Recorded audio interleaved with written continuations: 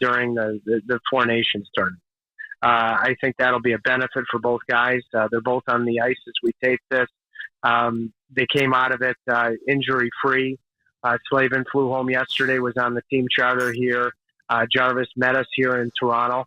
I told you when we talked yesterday, Adam, that I was going to talk to Jacob about his process on that ridiculous shot block on Seth Jarvis. And I did last night. And it's just amazing to think about, and he's telling me, well, Tripp, it was 1 2-on-1 that Brad Marchand was involved in. Then it became another 2-on-1. So I'm trying to play the pass of 1 2-on-1, then adjust and playing the pass to another, before eventually sliding to deny that shot with his athleticism against Seth Jarvis. And it's just a living, breathing example of Jacob Slavin's mind that slows the game down to an escargot pace in his mind. It just shows what type of player he is. Amazing skater, breakout machine, has a great stick, and isn't afraid to play physical as well, too. So, the Four Nations is in these best-on-best tournaments is typically a coming-out party for, certain players. And Slavin right now is proving what I'm sure the Carolina Hurricanes and Rod Brind'Amour knows, that he is a top defenseman in today's NHL. Well, I mean, it's easy to recall any of his highlights because he was there canceling out a lot of plays. A lot of it was stick work, preventing the pass. In a playoff series, this guy is a big sway, isn't he? Yes, and, I'm getting tired watching the 23 minutes, let alone playing that, right? And, you're playing on a blue line that has a Rowensky and a Fox and other, Faber, guys that are 23-minute guys in their respective NHL teams. So for him to come in and dominate and just show the trust in, the American side coaches just shows what type of player he is. So they're going to need him as they chase the Washington Capitals, a couple points behind right now, and he's going to be a big factor and making it a lot easier for the goaltenders between the pipes with his play. And you brought up the other name that we'll watch tonight, Seth Jarvis, a really versatile and useful hockey player, aside from being really good. Yeah, he plays up and down the lineup, and, I keep forgetting, he's not a veteran guy. He hasn't been in the league 8 years. He's 23, 24 years old, and he's already got 22 goals and 40-plus points for Carolina. And he's one of those guys that plays the right way. He wasn't afraid to play physical, but he can make plays. He is a high-level player, and, again, he got overshadowed, I think, by a couple players in this tournament, but I could see him being on the Olympics. But you're going to see what type of player he is in the next 2-3 years, where you could see him being a star, if not superstar, in today's league. So you look at Carolina, the third line, Stahl centering Svechnikov, who normally would play up higher, and Mark Nuke. I mean, that's a pretty good third line, isn't it? It is, and Martinuk's another underrated player. He's got 10 goals, same thing with Svechnikov, or, you're hiding, 27 goals on your third line on the wings. And Jordan Stahl, you know exactly what you're going to get, up and down hockey, tight checking, wins his faceoffs. And I believe he burned the Leafs for a shorthanded goal last time he played against these guys. So, it's very special. He is from Thunder Bay, but I'm sure he's going to have a lot of family here tonight in attendance. So that's a great line, and it's going to be a tough task for Toronto's third line to try to keep up. So Domi, McMahon, and Robertson's going to be a tough test. But a good test to really springboard them to these bunch of games they have coming up. And because there's been such a gap, we forget. So they were on that Western trip, one in Edmonton, one in Calgary, one in Seattle, lost in Vancouver, and somehow 2 weeks later they resumed. But there was a lot of good stuff that happened there, wasn't there? Yeah, there was. Power play was clicking. And, we were discussing before that trip, hey, if they come back with maybe 4 points, that's considered a great trip. Or if they lose all the games, what's going on? Is the Ottawa Senators going to catch them? So they did a great job in weathering the storm. I'm sure they built a lot of chemistry. Maybe a couple of days off, maybe a rookie party. I'm not going to confirm nor deny.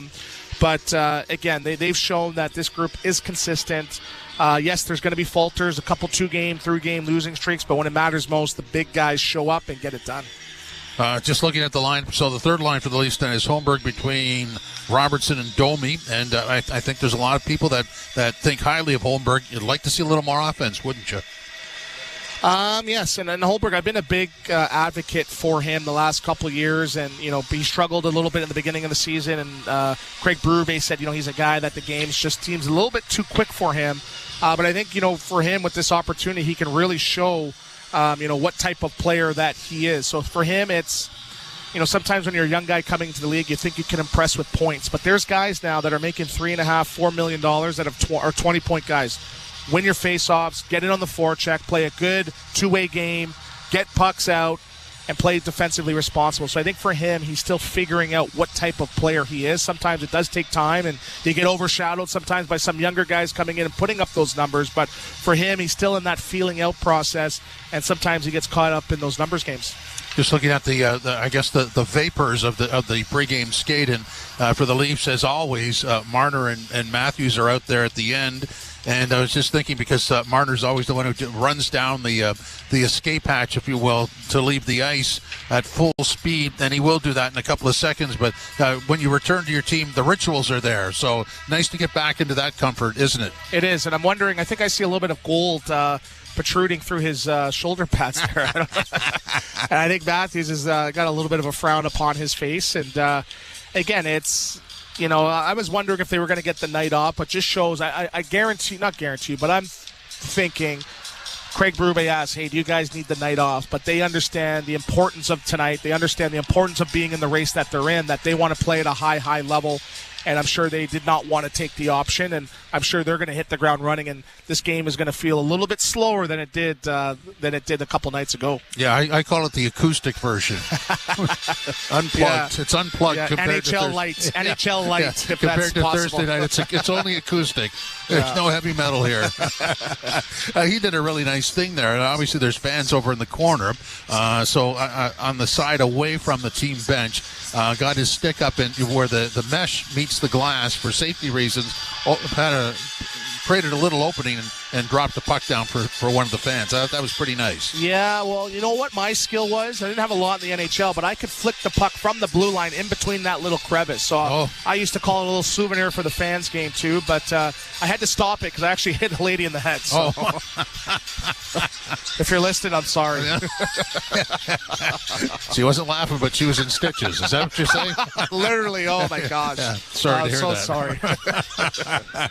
All right, so everybody's in the dressing room now and getting set. I'm just looking at the Leafs lineup. We talked about Steve's. Let's go back to the blue line. I know we'll do this at the top of the hour anyway, but McCabe and Tanev and Riley and OEL and Benoit and Timmins. So that's a nice little group there. It's done a nice job this year, hasn't it? Yeah, it is. It is. And interesting to see how Riley responds after the break, right? The microscope was shifting on him before that West Coast road trip, and he came back with, a goal and 3 assists for 4 points in those 5 games, and seems like he was hitting his stride. So be interesting to see how he partners with OEL, who's playing on his off wing. I think sometimes they get caught in the defensive zone or caught making bad D-to-D passes just because it's tough playing with 2 left shots, and it's tough to sometimes, get those positive reads in the defensive zone. So I think it's a positive matchup too. Benoit and Timmins, those guys have been in and out of the lineup, but they found ways to do their best and be consistent. We know what Tanev does every single night, shot blocking machine,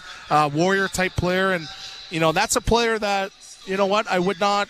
I was a little bit surprised that he didn't get the call or an opportunity to play at the Four Nations because he plays the game the right way, and we know what McCabe does. He's the leader of that defensive corps as well, so it's pretty good. I don't know if you'll agree with me. Tanev, an older Slavin? Yes. There we go. Yes, longer hair too, yes. Yeah, well. Less teeth. Okay. Longer hair, less teeth. Yeah, okay. That's a bit of a description. So obviously the extra man on the blue line is Myers, who's not playing tonight. Hackapop in and out of practicing, so I don't know exactly what his status is. But would you be upset if the Leafs did not acquire a blue liner at the trade deadline? I wouldn't be upset. I'd be a little bit disappointed, right? I don't know. You need legitimate 7, 8, 9, right? And when you think of Benoit, Timmins, and Myers, yes, they is it not the same defenseman when you think about it, right? When what they bring, right? Yeah. They're going to give you, 15 to 18 minutes. They're going to play physical. They're going to do their best to, create some sort of offense. But I think for them, you saw what Shen did here a couple of years ago. He came in, he added that physical element, but he wasn't afraid to rush the puck or get the puck out where, a lot more cleaner. And I think with those three, sometimes they get caught up a little bit. I think where they need a little bit more smoothness and cleanliness when getting out of the zone. So the problem is with that is when you go to market and try to find those guys, it usually costs you. So are you going to go out and get a legitimate number 3, 4? Probably not. So I'm not sure what's out there, but those guys, they've done their job. They've come in and they've done their job. If they were making 2.5, 3, I'd have an issue, but at their cap hits, they've come in and done their job and more. Yeah, and I guess, when you're talking about the trade deadline, which is now 13 days away, it's not so much what the Leafs would like, it's what it would cost. I mean, do they have the wherewithal to pay the price? Yes, it might cost you a mint and a cowboy, which I don't think you really want to part with, right? So, can you go out and get an Alexiak, right? And you saw what he's done against the Leafs this year, and he's a big body. He can add an element of offense, but he's got a good stick, and, that size makes it tough to play against. So is that a guy that you go out and get? So it's really, really, I'm not sure how it is on the market right now. I'm sure we're going to have to do a Yes Guy segment for that. But if I'm Tree Living, I'm not mortgaging the future. I'm not mortgaging the future to get, a short-term solution. Yeah, I think you have to add, but you can't. You got to go bargain shopping. You can't go out there and think you're going to get a number 2 or a number 3. It's going to be a 5-6. Is it a Dumba? Is it a Gudis? Is it a Nick Jensen? I'm just going through the list. Is it a Carson Suzy, right? Is it going to be those type of guys? Is it going to be a Shen? I don't think it's going to be one of these high-end guys that have some term left on their deals. I'll tell you who I would, in the last 20 seconds here, who I would pay the price for would be the right third-line center with some term. I would roll the dice there. Yeah. Scott Lawton, yeah. Okay, we'll step out and set up the opening face-off for you next. Leafs Game Night live from Scotiabank Arena, listening on TSN 1050 or the iHeartRadio app or the Leafs Radio Network.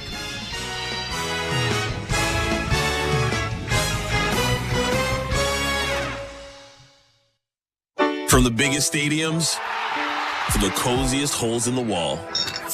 From house parties to porch hangs to pride celebrations. From your favorite fuzz shop to your local Indian spot. From noodle bars to sports bars to salsa bars.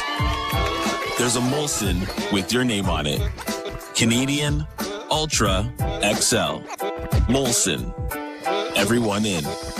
Must be legal drinking age. Ah, at last, the Subaru winter is here. It's the perfect weather for the beach. Feel the sun's rays on the small amount of skin peeking out of your ski mask. Put on your beach puffer and hear the sound of the waves crashing over the chatter of your teeth. Get out there in winter like it's summer with standard symmetrical full-time all-wheel drive and advanced safety systems. Visit your local Subaru dealer today. Alpine News Network is here live with one of our superheroes. Joe and Lucy needed a new roof and reached out to Alpine Credits. I flew over to help them with a home renovation loan. I suggested they transform their house into a giant robot head, beams that shoot from the eyes. Pew, pew! Instead, they just went with shingles. But it's pretty glorious. Own your home? Need a loan? Alpine Credits can help. Alpine Credits, where homeowners get approved. FSRA license 12616. Have you ever walked into a room and forgotten why you went there? Do you ever experience brain fog? Improve your memory and think clearly again with Clear Brain from New Nordic. Clear Brain is specifically formulated to help maintain cognitive function and help support memory. Using a powerful combination of clinically proven all-natural ingredients like ginkgo and walnut extract, New Nordic's Clear Brain is Scandinavia's #1 selling cognitive health supplement. Available at Shoppers Drug Mart, Walmart, Loblaws, Jean Coutu, and London Drugs, or online at Amazon and newnordic.ca. Well, it's a back-to-normal Saturday night as the stretch run starts in the NHL. The Leafs hosting the Canes on the 5th anniversary of the Canes' E-Bug victory over the Leafs in this building. It was clear that Mitch Marner and Austin Matthews were key ingredients in the big game Thursday night. So the question is, with the stretch run here, will these two lead the Leafs deep into the playoffs, and will we get a hint of that tonight? Well, let's find out. Molson Canadian Leafs hockey starts now. It's time for Molson Canadian Leafs hockey on TSN 1050 and the Leafs Radio Network. The Leafs live here. Welcome to Molson Canadian Leafs Hockey Live on TSN 1050 and the Leafs Radio Network. The starting lineup is brought to you by Molson, the official beer sponsor of the Toronto Maple Leafs. Matthews centering Marner and Nyes. Tavares centering Nylander and Holmberg. Domi centering Robertson and McMahon. Cam centering Steves and Lorentz. The blue line pairings, McCabe Tanev, Riley OEL, Benoit and Timmins, and Anthony Stolar starts in goal. And Stu, the hard word to say is ingredients. Ingredients. Do the Leafs have all the fixings here for a recipe for a victory tonight? I would say so, right? I think it's the ingredients is going to be what you did to prepare for this game in the last couple days and coming back from having 2 weeks off in between games.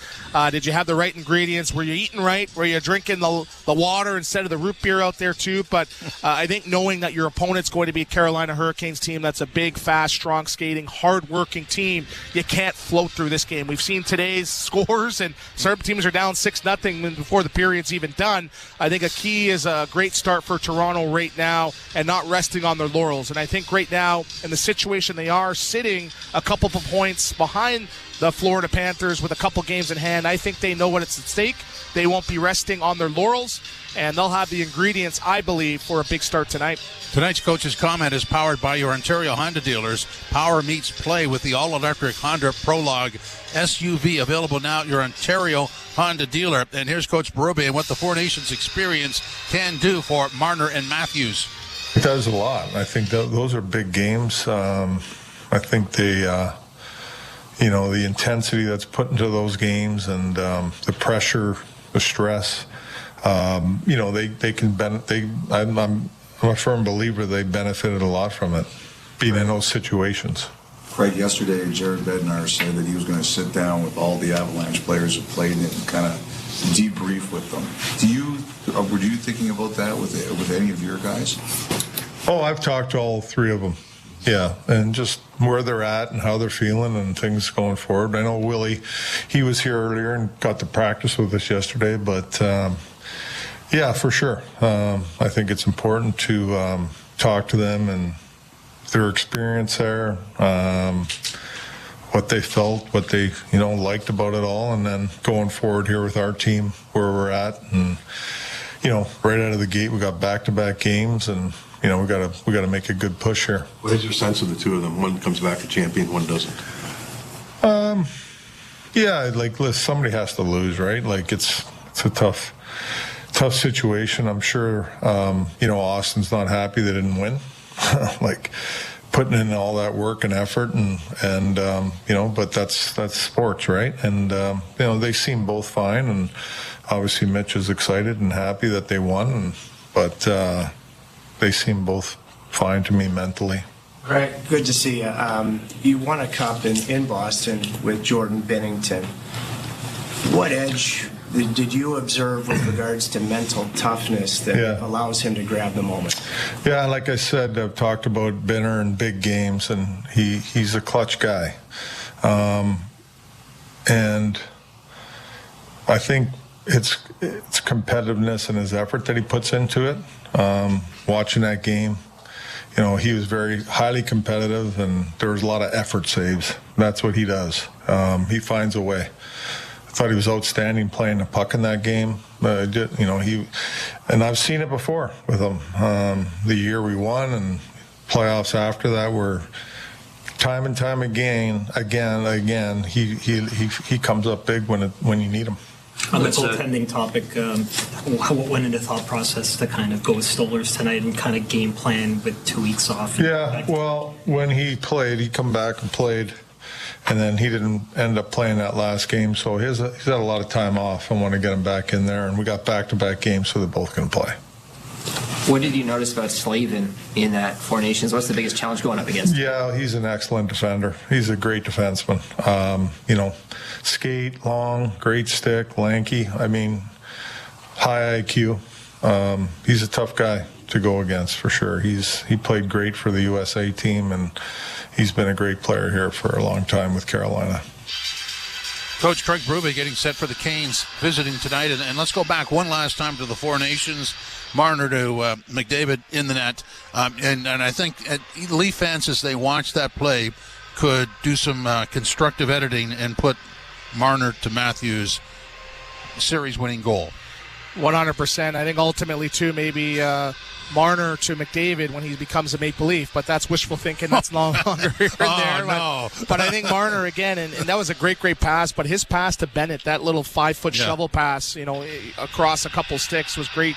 It just shows what type of player that he is, playing with high-end talent, the ability to make those plays and just almost slow the game down to a crawl, and the confidence he has with the puck. So, we talked about it earlier.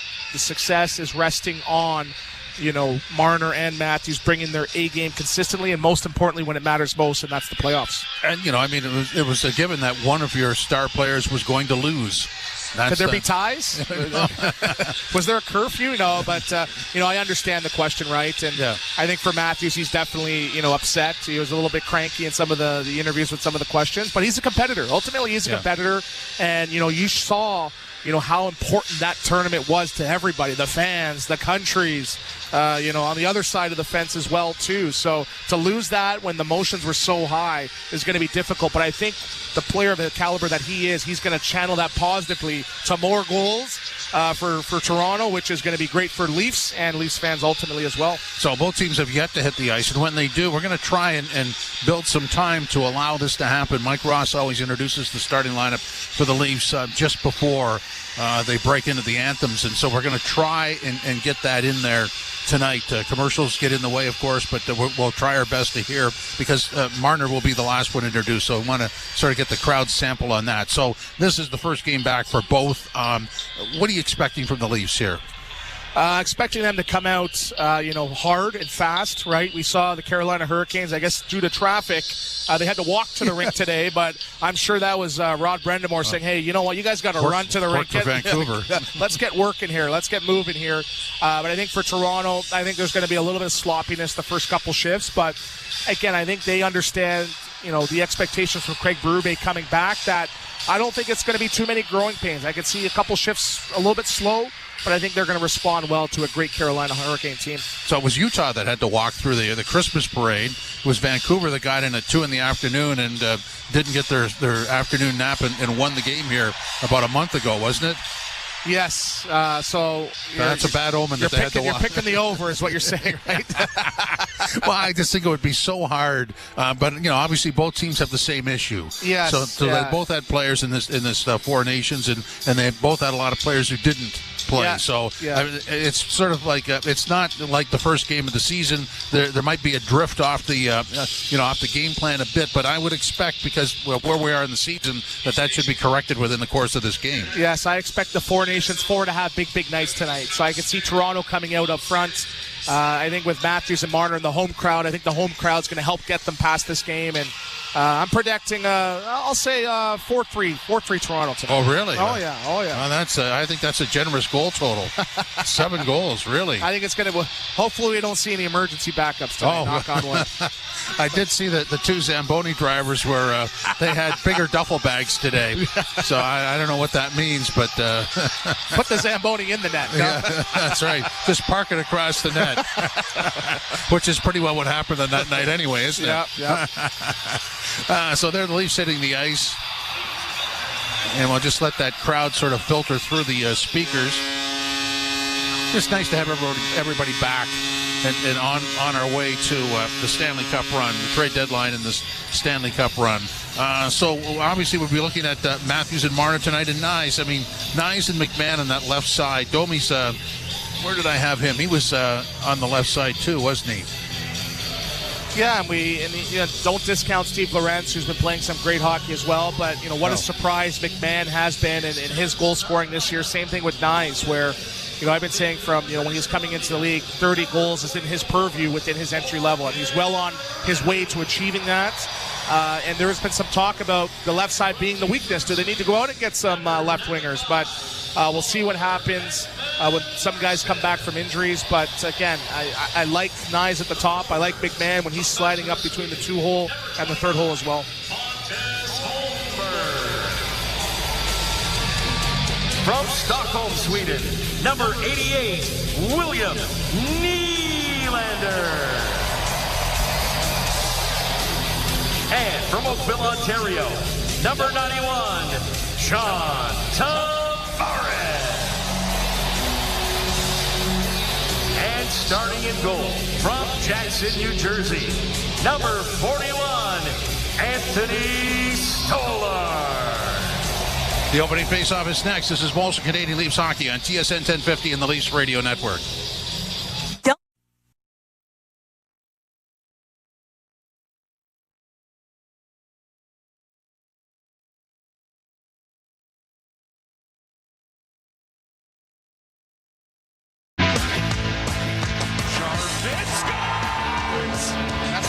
part. That's why I still play hockey. It's all about fun for me. Aho, he's got Jarvis coming with him.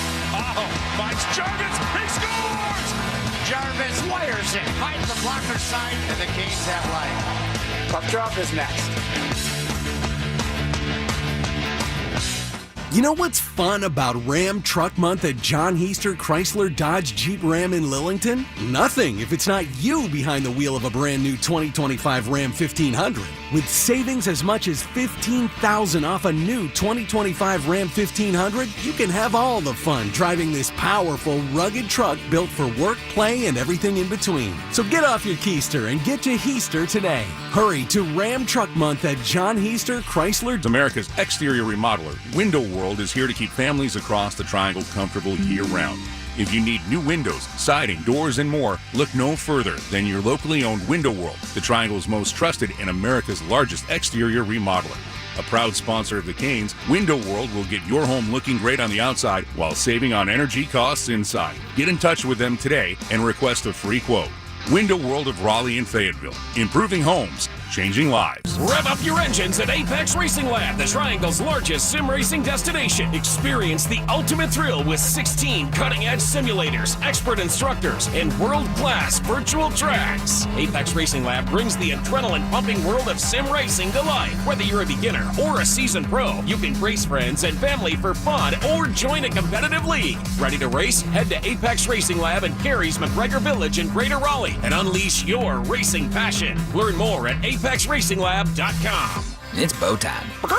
A leg and thigh dinner from Bojangles for just $5.99? Leg and thigh dinner from Bojangles for just $5.99? So crispy. So crispy. And juicy. And juicy. So much flavor. So much. Stop it.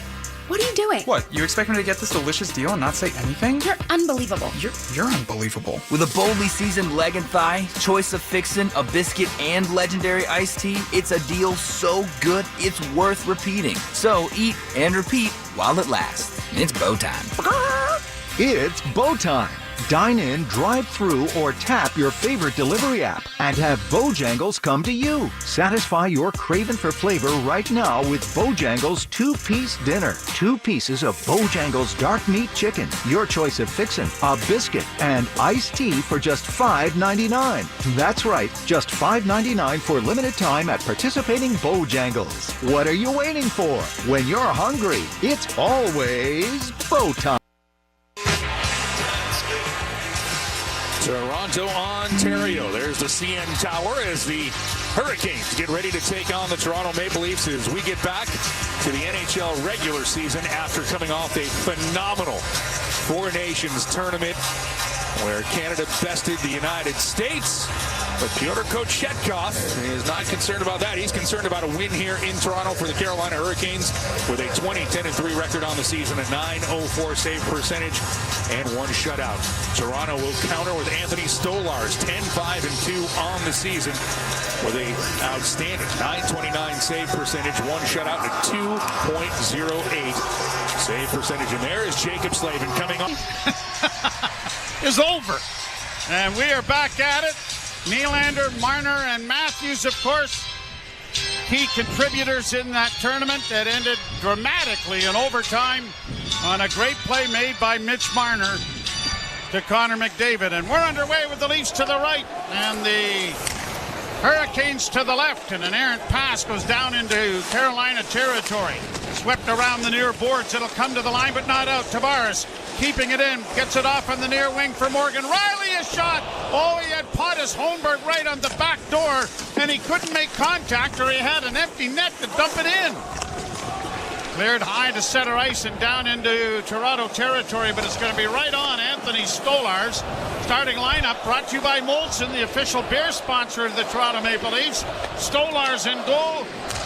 Kochetkov in goal for the Carolina Hurricanes. Riley had his pass knocked down. Hurricanes try to get it in front, but Matthews intercepts. Plays it ahead for Marner. Marner hits the blue line with Nyes. Nyes swinging it around the boards. It'll go to the right wing side. Kept in by Chris Tanev.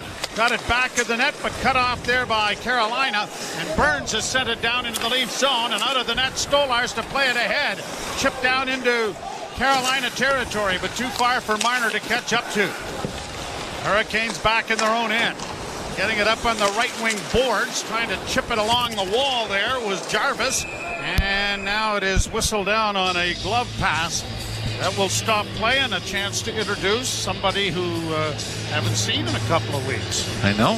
What's your name again? Well, now it's Captain Canada. Yeah, it was something. And I'm one of those guys that stood, and I'm standing in that long line of thinking it wasn't a big deal. No, I was too. All of a sudden, I thought I had no idea whether there would be an intensity level to it or whether it'd just be a glorified All-Star game. But we were surprised, and I guess we can thank the Tkachuk brothers for that because. Well, thank a few people. Yeah. Puck in the center ice area, chapped in over the line. McMahon goes into the corner on the right wing side, trying to pull up, couldn't get it, and Taylor Hall gets it out at center ice, and it is played by Jackson Blake up on the left wing. Hall in with a shot, and that was off the mark wide. It comes around on the near boards and brought out at center ice by Bobby McMahon. He had a Lone Ranger attempt there, but no one to support. And now heads to the bench as it's played into the zone. Long lead pass. A delayed offside is going to be whistled down. And it'll be brought back into the center ice area. A time to give you a little, you know what was wrong today? A little late in getting the notes on online. Guys took, I think a lot of the PR staff took little liberty with the time that they were supposed to come back. But at any rate, the referees are Tom Chmielewski and Michael Markovic. Mark Shuchuk of Waterdown, Ontario, and Ben O'Quinn are the linesmen here this evening. I like to have this with my morning coffee, get my notes going. Instead, I was quite delayed. Played down into the Hurricane zone, chipped around back of the net by Lorenz. After it comes back up on the wing. Hurricanes on the right side, get it to the line, and now have it played out in center. Good play by Lorenz to knock it out of the air and get it right back deep into Carolina territory. Hurricanes come in with 70 points. The Leafs with 68. Pass intercepted. Tavares, centering pass, scores! Alex Steeves, the Notre Dame product, and one of the big scorers in the American Hockey League, has got himself a goal here on this first shift. And Joe, it all starts with Steve's on the forecheck. Leafs are on a line change, but he's down behind the Carolina net, holding the puck. Eventually, it's worked out, and the Leafs pick it off. It's John Tavares from the left wing circle. Threw it back across to Steeves in the right wing circle, and there's number one for Alex Steeves. He had an assist in 11 games. But Alex Steeves gets his first NHL goal. What a play by Tavares, though. Was it ever? And what a delivery by Steeves. But what a season he's having with the Marlies. 29 goals, 46 points in 40 games. And he's earned the elevation, and if he can play and give them some secondary scoring, all of a sudden, here's the chance in front. A shot by Matthews is stopped. There's a rebound. It's to the goal line. Scores!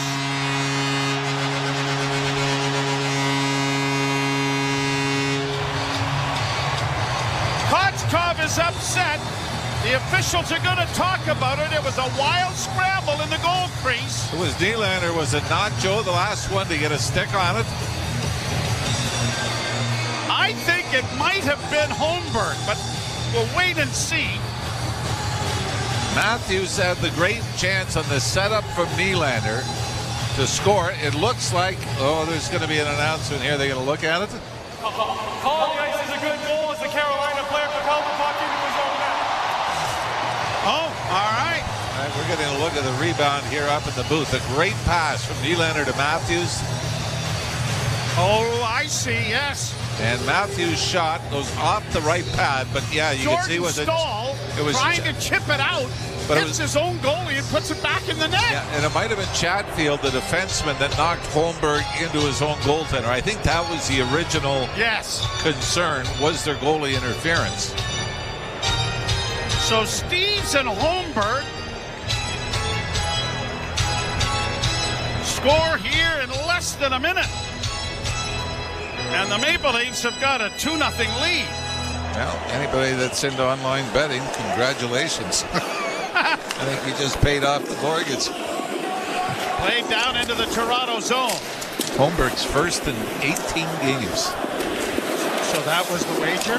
Oh, yes.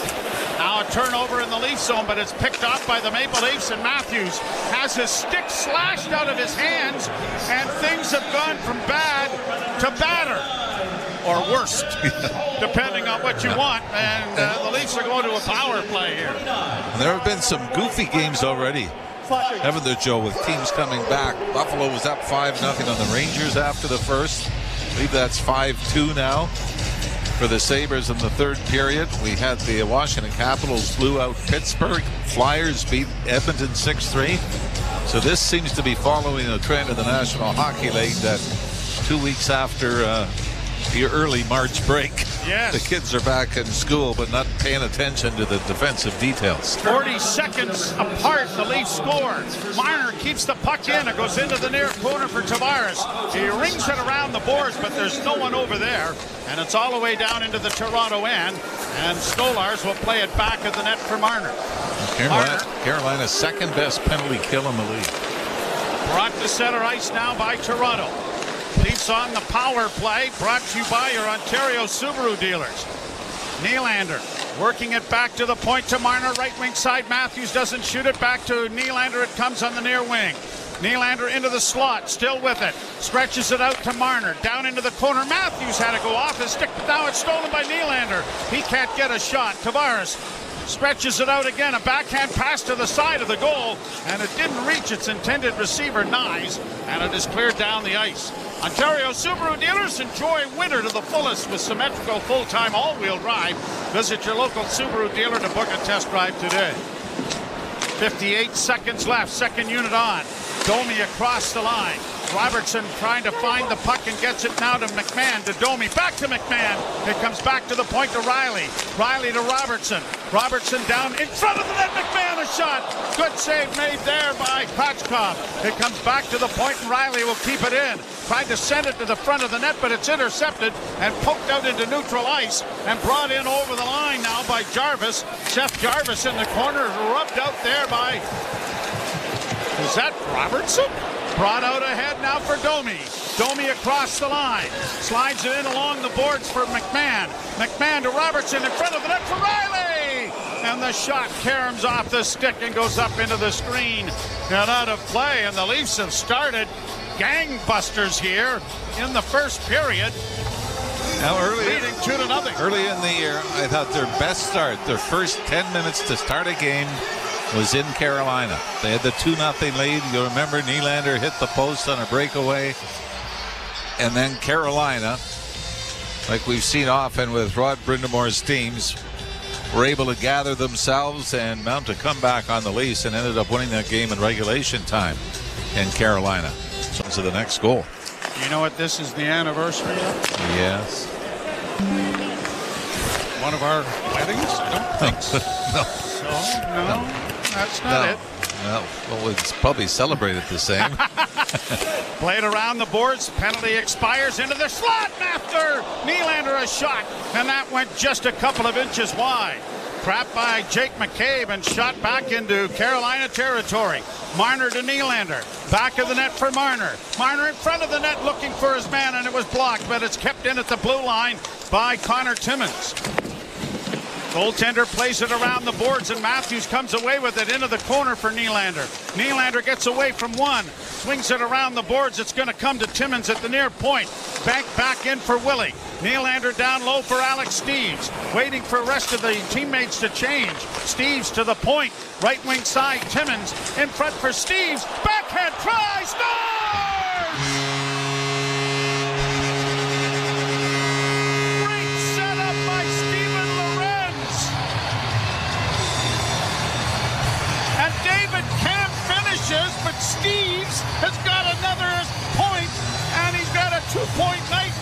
two shifts.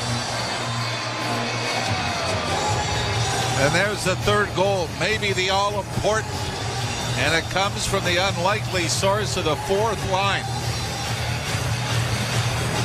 But Steven Lorentz takes the pass from the right wing side from Steves.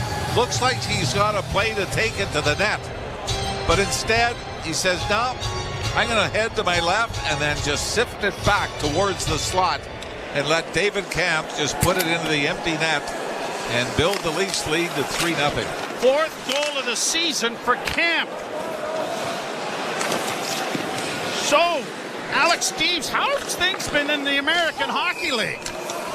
Oh, good. Yeah, I've been playing pretty well. But you also know the importance of rewarding guys down there. Absolutely. I mean, they're looking for a second-line center, our depth in scoring. Yeah. Maybe it's been here all along. But even for the Marlies that are there that say, boy, we do that, we're going to get an opportunity, and good for Steves. You're listening to Molson Leaf Hockey on TSN 1050 and the Maple Leafs Radio Network.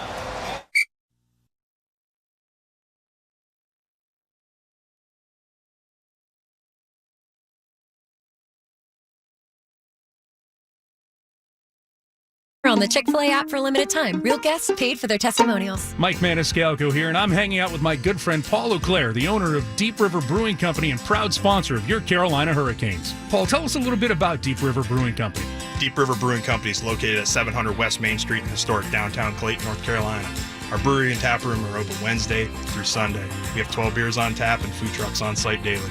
And you can find Deep River beer at local bottle shops, restaurants, and grocery stores. If you don't find Deep River at your local watering hole, make sure to ask for it by name. And remember, drink local. Hey everyone, Adnan and Burke here to talk about our great podcast, NHL Unscripted with Burke and Demers. Jason Demers here. After playing 700 NHL games, it turns out I have an opinion or two. Whoever's saying trade one of them, you don't know anything about hockey. I'm on the bandwagon. I'm rooting for this team. With new guests every week, we will talk about hockey and more. Can't wait till you watch the movie because it's the biggest award of her career. He went into the cheetah exhibit, and the cheetah took a piece out of him, and he came into the ring the next day. Tune in to NHL Unscripted with Burke and Demers, the iHeartRadio app, or wherever you get your podcasts.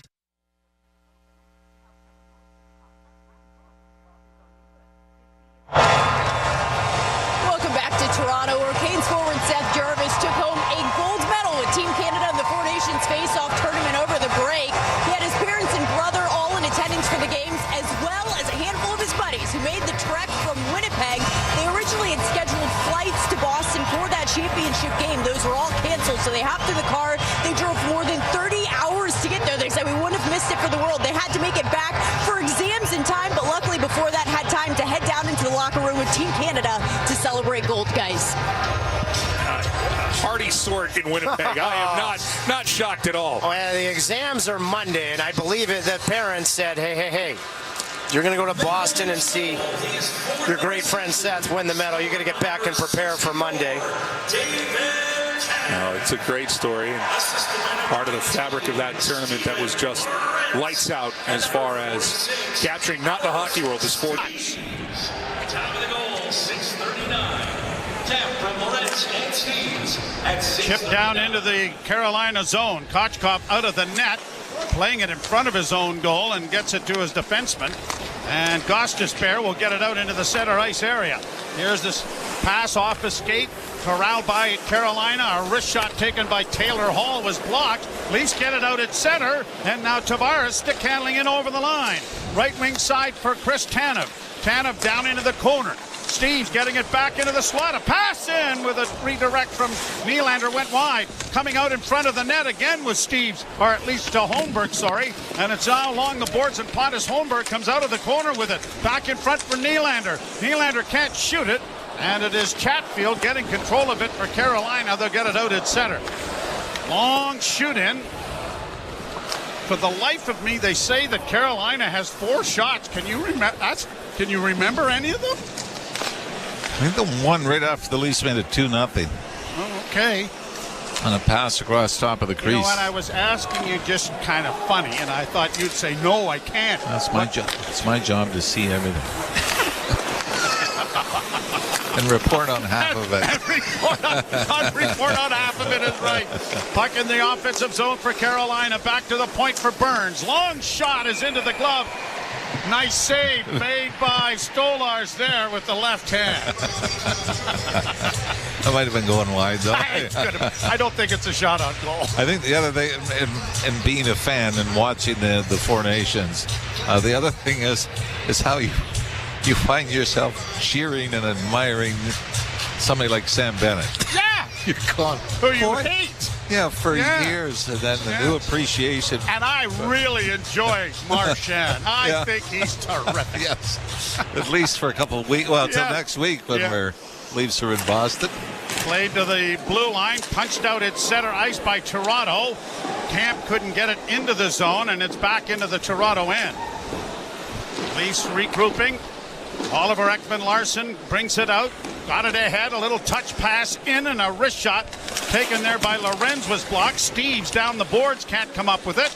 And now it's played out at center ice, and here's Carolina backhanding. Oh, great save made by Joseph Wall at the end of the bench. He's ready for tomorrow already. He's ready to go. So does that count as a shot on goalie? I think if you're... Your save percentage should reflect that. I think if your father's keeping track, it is. You know what, David would have had a hell of a career, I'll tell you.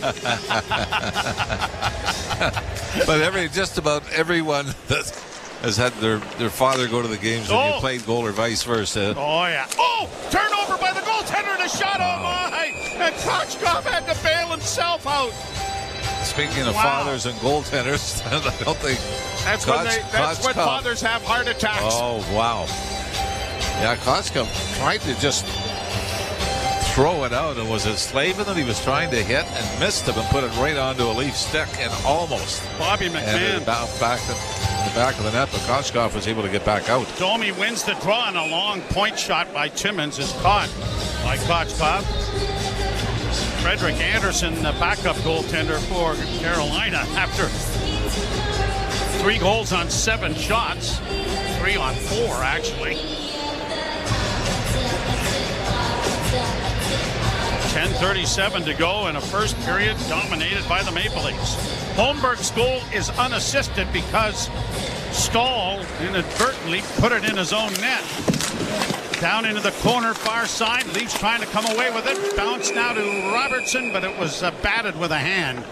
And the linesman adroitly called that. So a face-off coming outside the blue line with 10:29 left to go.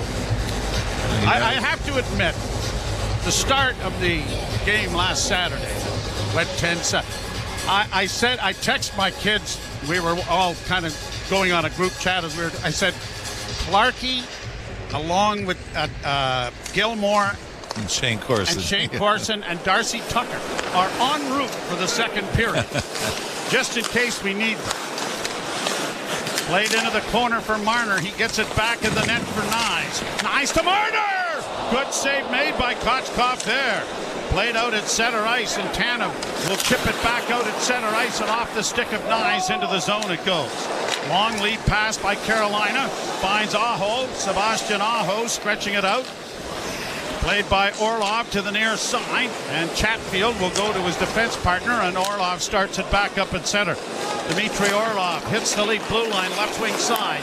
Bad pass intercepted easily by Nyes. Nyes swings around back of the net, finds a defenseman, and then it's played out at center to the line and into... No, it's going to be called an icing. On a bit of a lazy pass up the boards that the Leafs never seem to be able to get to. So it comes back into the Toronto zone. Now, you did ask me a little earlier before we came on the air if I know what this day was, the anniversary of. Yes. We said it was the David Ayres game, and I'm double-checking that Freddie Anderson was, in fact, who's backing up for Carolina tonight, was the goaltender for the Leafs. The 2 goalies that got hurt in the game for Carolina, a former Leaf, James Reimer, and a future Leaf, Peter Mrazek. So it's got Toronto goaltending all over it. Yeah. Played down into the Carolina zone, chipped along the boards.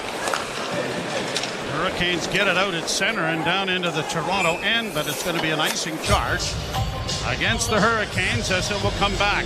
Steves from Tavares at 3:29. Then at 6:39, Camp from Lorenz and Steves and it is 3-0 Toronto. Alex Steeves with his first NHL goal. After having a marvelous season for the Toronto Marlies. Played around back of the net. Going to be a delayed offside, says the linesman. And it will come back into the center ice area with 9:09 to play in the first period. Toronto 3, Carolina no score. You're listening to Molson Leaf Hockey on TSN 1050 and the Maple Leafs Radio Network. The all-electric Honda Prologue SUV is here at your local Ontario Honda dealer. And with features perfect for the city and the backcountry, like all-wheel drive for tougher winter roads and a range up to 450 kilometers on a full charge, you may think Honda made an electric SUV just for Ontario. Get up to a $12,000 Honda bonus on all remaining 2024 Prologue models. Plus, qualified Honda owners get an additional $2,000 loyalty bonus. OAC conditions apply. Range based on combined city and highway. Bonus available when you lease or finance through HFS at a standard rate. See HondaOntario.com. Alpine News Network is here live with one of our superheroes. I don't want to say I'm a big deal, but I am a superhero.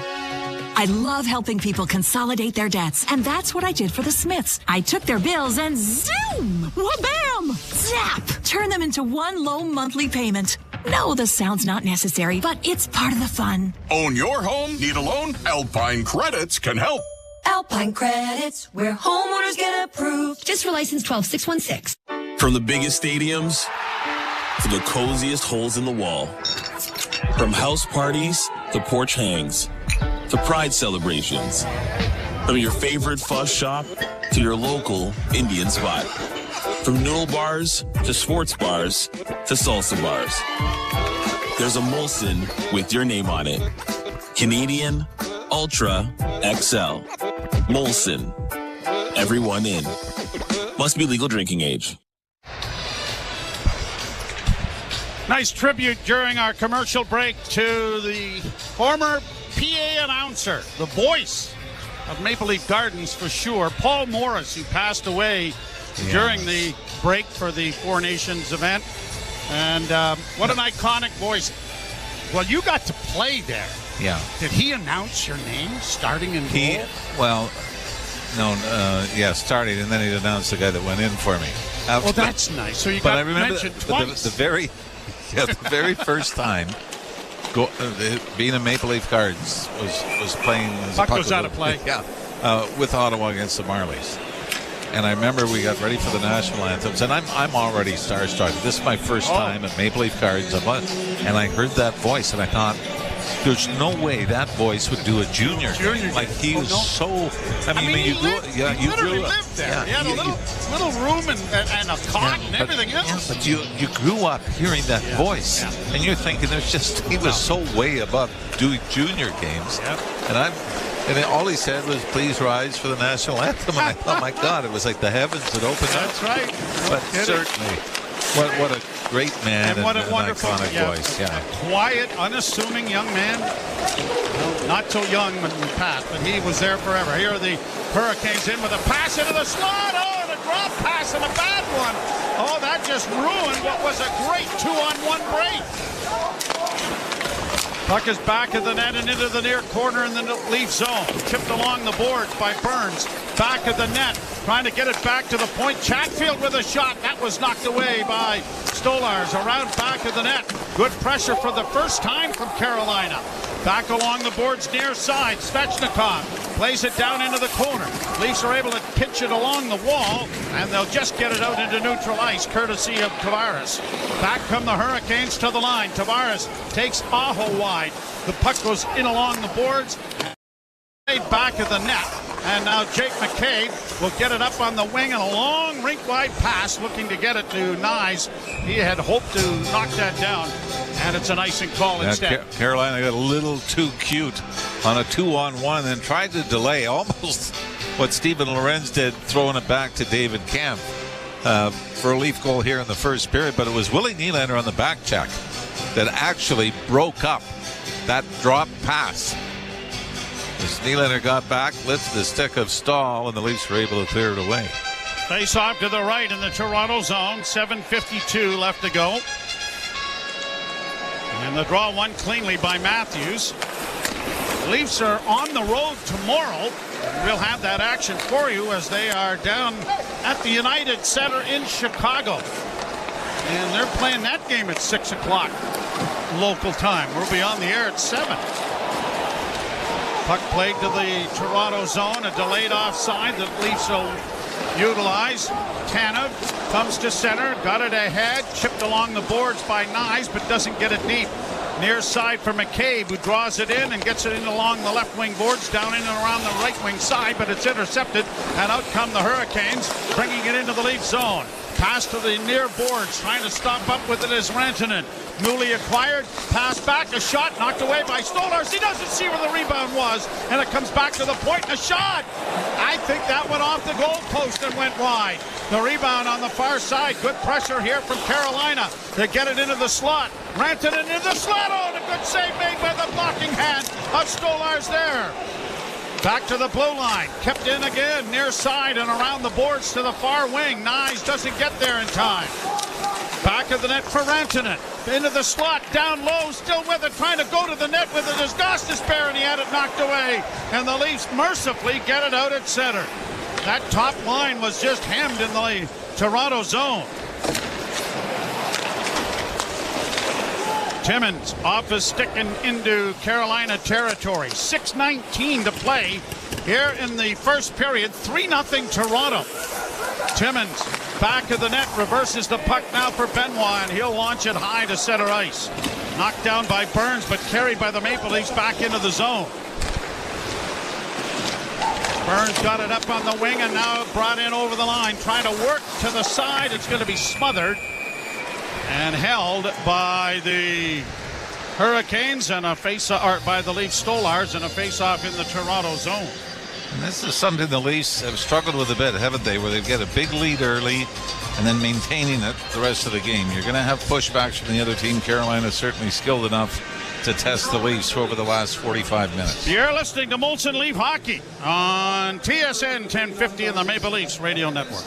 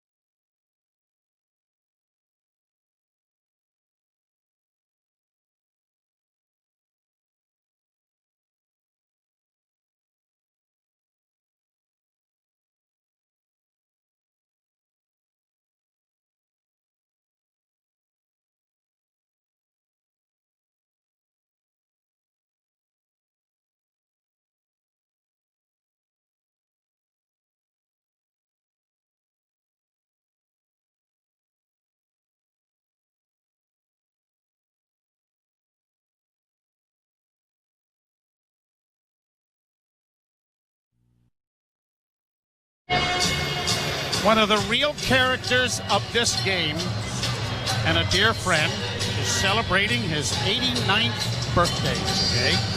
Harry? Nope. Richard Duff. Dickie Duff. Dickie Duff. 89 years young. And longtime player, Stanley Cup winner. Pass in front of the lead. Goal! Good save made by Stolarz. Off Martinuk, who got it alone in front of the net. Played down into Carolina territory. Knifed down into the Toronto zone. Stahl goes in, missed a hefty hit there along the boards from Benoit. They poke it along the boards, but not out. Long shot well wide of the goal. Finds McMahon on the right wing side. He'll backhand it out at center. And Domi trying to get in over the line. Got hip checked there by Sean Walker. If he skipped by him, he was in alone. OEL gets it up on the wing. Nylander slides by one. He's in on the right side. Overhandled the puck and couldn't get a shot. Works back on the right wing boards. Down into the goal line area. Centered in front. Tavares scores! 4-0 Toronto. And Johnny Toronto is on the score sheet with a goal.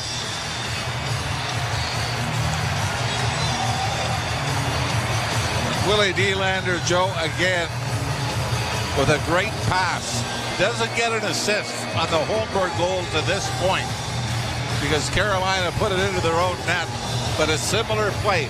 Mishandles it on the right wing, gets it back, does a little spin move on the right wing boards, and then looks up to John Tavares, who found some empty space in the slot. And you give Holmberg credit too. He went to the net and took two Hurricane defensemen with him. And John Tavares takes the pass between the hash marks. Little sidestep to the left and beats Kochkov's blocker side to put the Leafs up by 4. 22nd goal of the season for Johnny Tavares. Hurricanes get it back to the point. Burns with a long shot. Stolarz deflected that into the corner. Round back to the net for Connor Timmins. He's engaged. Has it up against the wall. 4:26 left to go in the period, and the Leafs lead 4-0. To the side of the net, Stolarz is going to put a glove on it, and he's going to cover up. Wanted to just say this about Dick Duff. Great character. Yes. And was a long-time scout, right? And for a number of teams, but with the Leafs as well. Whenever you would talk the 34 guy, I really like the 34 guy.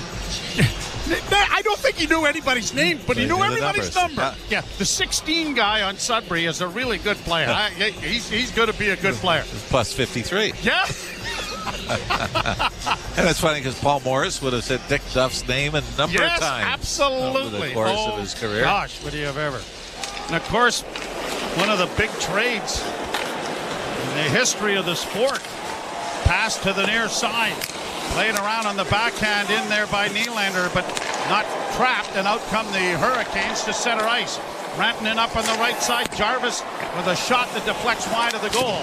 Good play by Holmberg to free it up, and Tavares has skating room to his liking and is in over the line. Got a shot away. Big rebound off of the goaltender, but no one there to get to it. Holmberg can't come up with it. Kept in at the blue line momentarily by Jake McCabe. That battle goes on, and it's finally poked out at center ice and then regrouped by Carolina with 3:39 to go in a disastrous first period here for the Hurricanes. Long shot, blockered wide of the net there by Stolarz. Played into the corner by David Camp. 4-0 Toronto. Steves trying to get a loose puck as it sends it back to the net. And Morgan Riley starts away with a pass out at center that'll deflect to Steves. He was taken to the boards, but now brought on, and Steves stands his man up. And it'll be Lorenz carrying it back to center ice to Alex Steves on the left wing. Played down into the corner. Back to the near boards, and it is played out by Stillman, who gets it out at center and down on the right side, but no shot taken as Robinson couldn't get to it. Puck along the boards as comes back to the point. Burns lost it, and the puck comes to center ice. Chatfield unable to trap it, and it's back down into Carolina territory with 2:44 to go.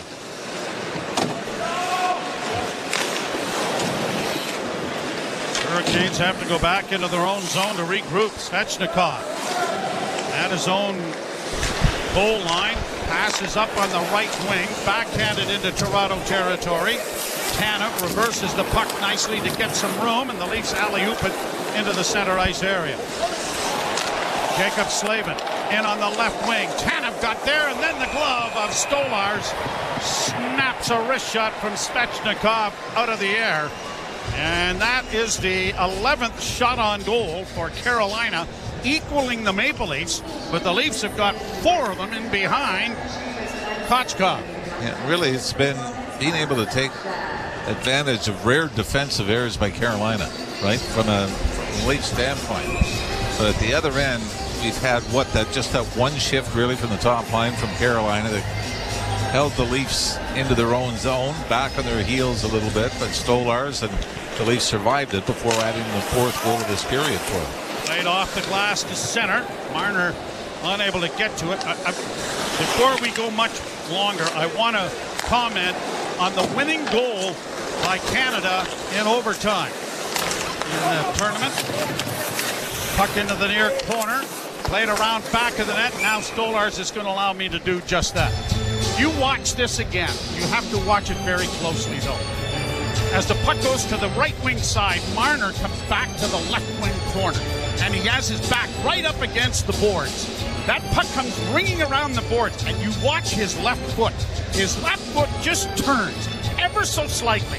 It is right up against the boards. The puck comes around, off his skate, right onto his stick, out in front of the net, and bangs. McDavid's the hero and the most valuable player. But what a brilliant, skilled piece of work by Mitch Marner with his feet, his brain, and then his pass. And he still, when he does that, he still had to make a move about a foot to his right to get around Austin Matthews coming at him from without front. After making the play with his foot. Yeah, absolutely. But watch that. It's so adroit and so supple. I mean, it's a definite skill. Oh, absolutely. And he is so good at that. Matthews gets the puck out. Nyes couldn't come up with it. And Slavin will shoot it right back into the Toronto zone. No! A pass went off a stick, and Tanev almost had his pocket picked there. Now here are the Hurricanes getting it back to the point. Long shot goes wide of the Leaf goal. Into the slot area. Shot by Chatfield is smothered by Stolarz. He was almost the architect of his own demise there, wasn't he? That makes you the most determined player on the ice is the guy that gave the puck away in his own end, and that was Stolarz. I think the importance, even though I'm sure for Stolarz, you get back and you miss a significant amount of time, you get back into playing against Seattle 2 games before the break, and now you got to wait again. But I still think it was important. Centering pass rolled in front of the net, and a penalty for holding is coming here against the Maple Leafs. So, I think Carolina might have got away with a holding penalty right off the face-off, Joe. Tavares had his stick held, but it's Toronto number 25. Going to be Connor Timmins that goes to the box for holding in front of the Toronto net. I don't know if Craig Berube saw right off the face-off. I thought there was a pretty good grasp under the stick of Tavares right off the face-off that went undetected. Penalty kill is brought to you by CMC Markets. Take your trading to the next level with $0 commission on stocks. 1:11 to go here in the opening period, and you think from a Carolina standpoint, this opportunity is a must if there's any kind of big comeback in the works for them tonight. Draw one by Carolina. Burns gets it along the left wing boards, gets it back to the point, far side. One-timer from the near side, deflected wide of the goal. Camp trying to get it out, and he does. Under a minute to play in the period.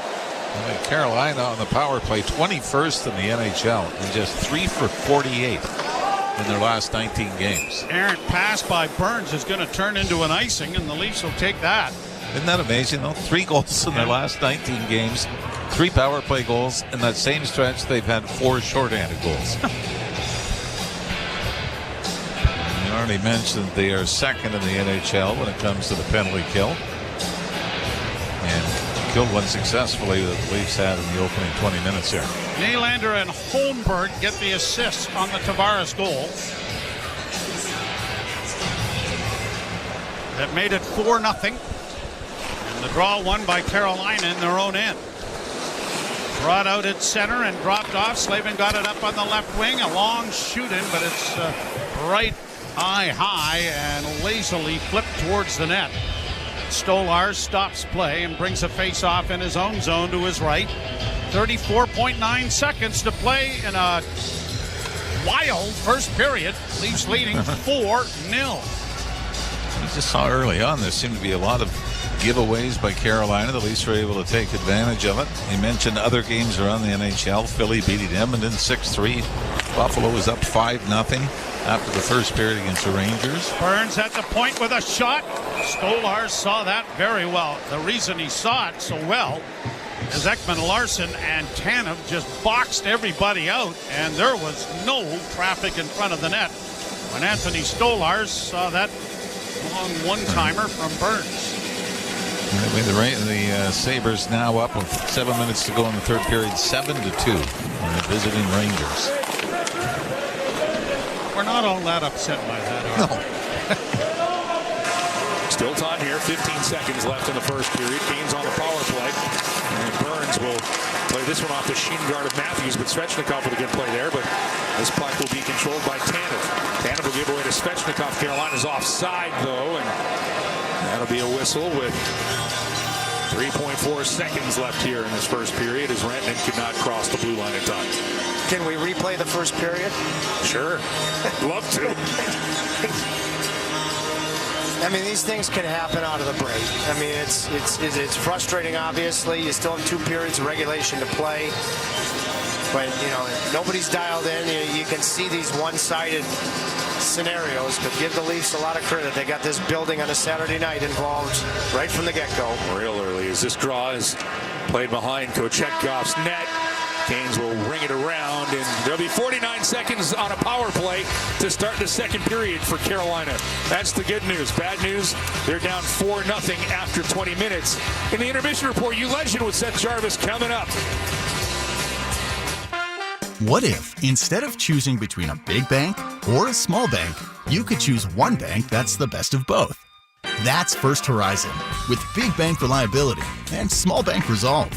You get 160 years of financial strength and stability and an enduring commitment to personal service.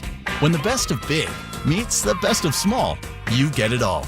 To help you on the road to your horizon. First Horizon Bank. Visit firsthorizon.com/getitall. A few contest rules from sports radio stations The Fan, The Buzz. No purchase necessary, 21 to enter and play. Limited to 1 entry per person and 1 prize winner per family or household per contest every 30 days. Employees of Capital Broadcasting, its agencies, sponsors, subsidiaries, other broadcast companies, and immediate families of the above are ineligible to play.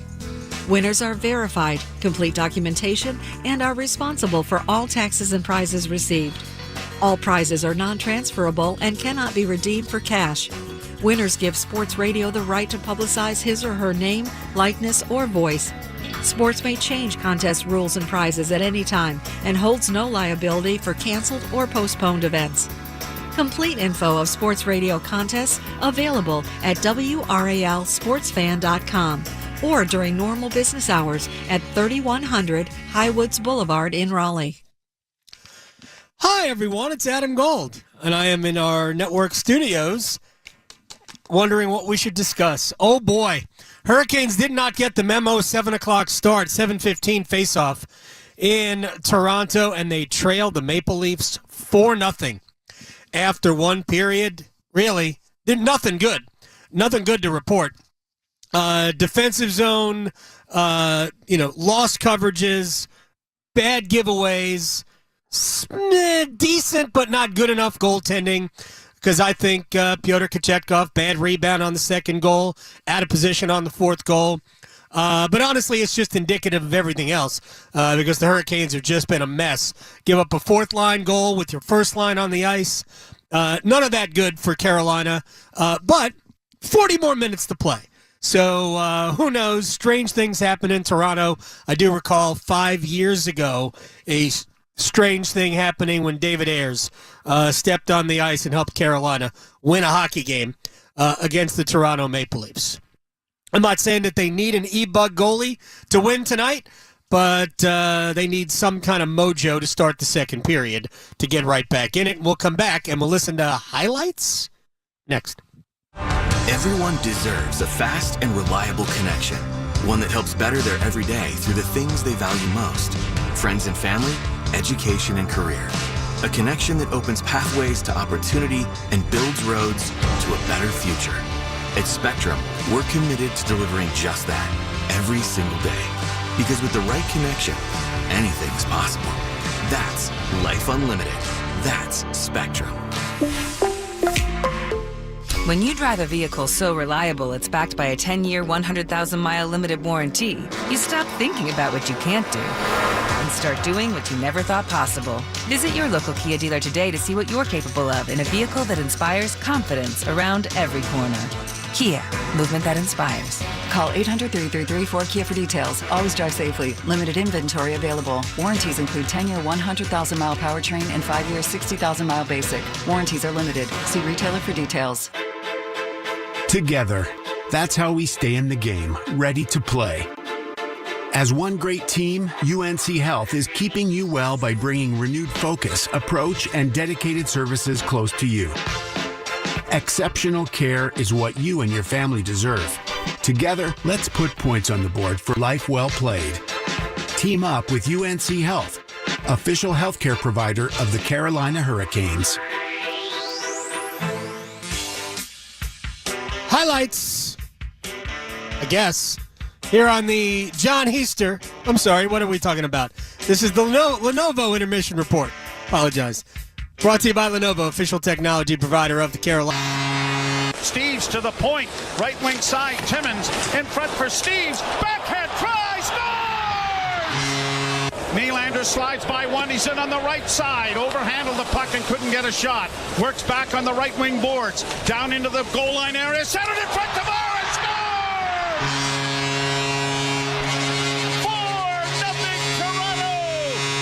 Yeah, that's where we stand after 20 minutes of play. TSN After 20, driven by Subaru. Get out in winter with standard symmetrical, full-time all-wheel drive. Visit your local Subaru dealer to book a test drive today.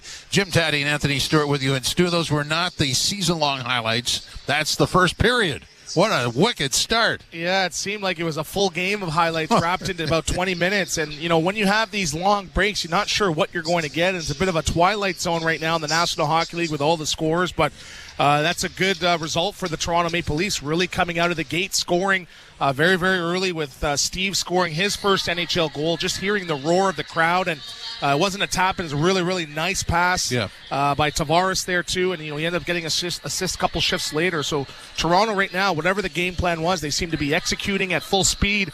And you talked about Carolina walking to the rink today. It looks like they were walking in knee-high snow the way they came out through the first 20. Some guys are still getting in here, yeah. So there's a couple of names here that we have to really respect and pay tribute to. Steves had a goal and an assist 6.5 minutes into the game. His first NHL, I don't know if he had an assist before, but his first NHL goal, his first assist of the season. So I'm going to go with 1-1 first for both. And he was very noticeable out there. The other guy is Holmberg, who actually made a really nice play to create a turnover that gave the puck to Tavares that eventually gave to Steves from the first goal. And Holmberg, although wasn't credited with an assist, added a goal and an assist as well. So Holmberg and Steves, I don't know what we were thinking they were going to contribute tonight, but big factors here. Yeah, and we talked about Holmberg and sort of what he needs to do and just simplify his game, and what better goal and just going to the net, crashing to the net, and it going in off of something. And, you know, great job by Steves. Who's a guy that's undrafted, goes down into the minors, 3 years in college, and just finds a way to make the most of his opportunity. He has 29 goals and 46 points in 40 games in the American Hockey League. And it's not necessarily about points, but he comes in and makes a big name for himself in his fifth game this year for the Toronto Maple Leafs. So really good job from him. Secondary scoring. Yes, Matthews and Marner are having great games, but it's those secondary and tertiary guys that really elevating, and that's what you need coming out of a long break. Yeah, he actually had an assist as a Maple Leaf in the 21-22 season, so that is his second career assist. And he makes a really nice play to give it to Lorenz to eventually give it to Camp. I was like, is that the fourth line or is that the second line there? That passing play job. Great job by Lorenz actually coming off of the bench and just driving the net. And Toronto, they're very, very hard to handle. You know, the McMahons, the Lorenz, some of these guys, when they're big, they're strong, and when they move their feet, very, very difficult to hold back. So great job now, because you're not sure what you were going to expect from the top guys coming back from a long tournament. There's not just the physical fatigue, the mental fatigue. But Matthews has looked good through 20 minutes. Same thing with Mitch Marner. Nyes is going as well. But it's those secondary guys that are elevating, making the most of their opportunity. But remember, there's still 40 minutes to go. Oh, yeah. This Carolina Hurricane team is probably one of the hardest working teams in the NHL. We might probably see Freddie Anderson here to start the second period, and I'm sure they're hearing it from Rod Brendamore, and I expect them coming out gangbusters these first 5 minutes of the second period. The sort of hidden story, because nobody would ever go to it, but Stolarz had 13 shots, stopped all of them, made a couple of big saves at the end. Yes, he was dialed in, and Toronto scoring 4 goals on 10 shots. I don't think they had a shot the last. It's 11 now, maybe. I think they're credited with 1 in the last 5-6 minutes. But he made some big saves. He had a big save on Stahl midway through the second. One on Svechnikov as well too. So he's dialed in, and he's flashing the glove, a la a young Felix Potvin. So he seems like he's been prepared over his break, and he looks like he's poised for a big night as well with some of the other Maple Leafs. So there was a change in the lineup from what we thought was going to happen. So they moved Holmberg to start with Tavares and Nylander, dropped McMahon down to the third line. Domi moved over from the wing to center on the third line, and I thought it was all pretty effective. Yeah, and I like Bobby McMahon because it doesn't change his game, whether he's on the first line, fourth line, or third line, or maybe playing goaltender. He's a utility knife. He goes up and down. He's speed. He drives the play. He gets into the corners. So he really is complimentary playing with Domi and Robertson. I noticed them a lot this period. Robertson had a big hit. You saw Domi getting involved as well too. So right now it's just about building chemistry, and that adjustment that they ended up making seems to be paying dividends through the first 20. So the ultimate question: you're up 4-0 after 20 minutes of play. It's your first game in 2 weeks, as is the same for Carolina. The one thing I noticed out of some of the games today, it was hard to maintain the 60-minute effort. So there's going to be a dip here, right? I would expect so, but again, if I'm Craig Berube, I'm saying exact same way. We're not sitting back. We're not taking our foot off the gas, right? You're looking at some of these other scores, 8-3, Capitals over Washington. Capitals over Pittsburgh. Sabres are winning as well, too. I'm doing your job here, excuse me. I just caught myself. Anyway, there's some other games that Jim Taddy's going to tell you about that in a minute here. But, again, you want to keep your foot on the gas because Carolina, I predicted 4-3. They can easily get back into this game, so they got to play the same way, and that's on their toes and not on their heels. Well, I would suggest to you in the last 3 minutes they sort of think, because 3-0 I wouldn't be too happy with. Yes, right, and you look at them getting into penalty trouble as well too. So again, you don't want to get into that.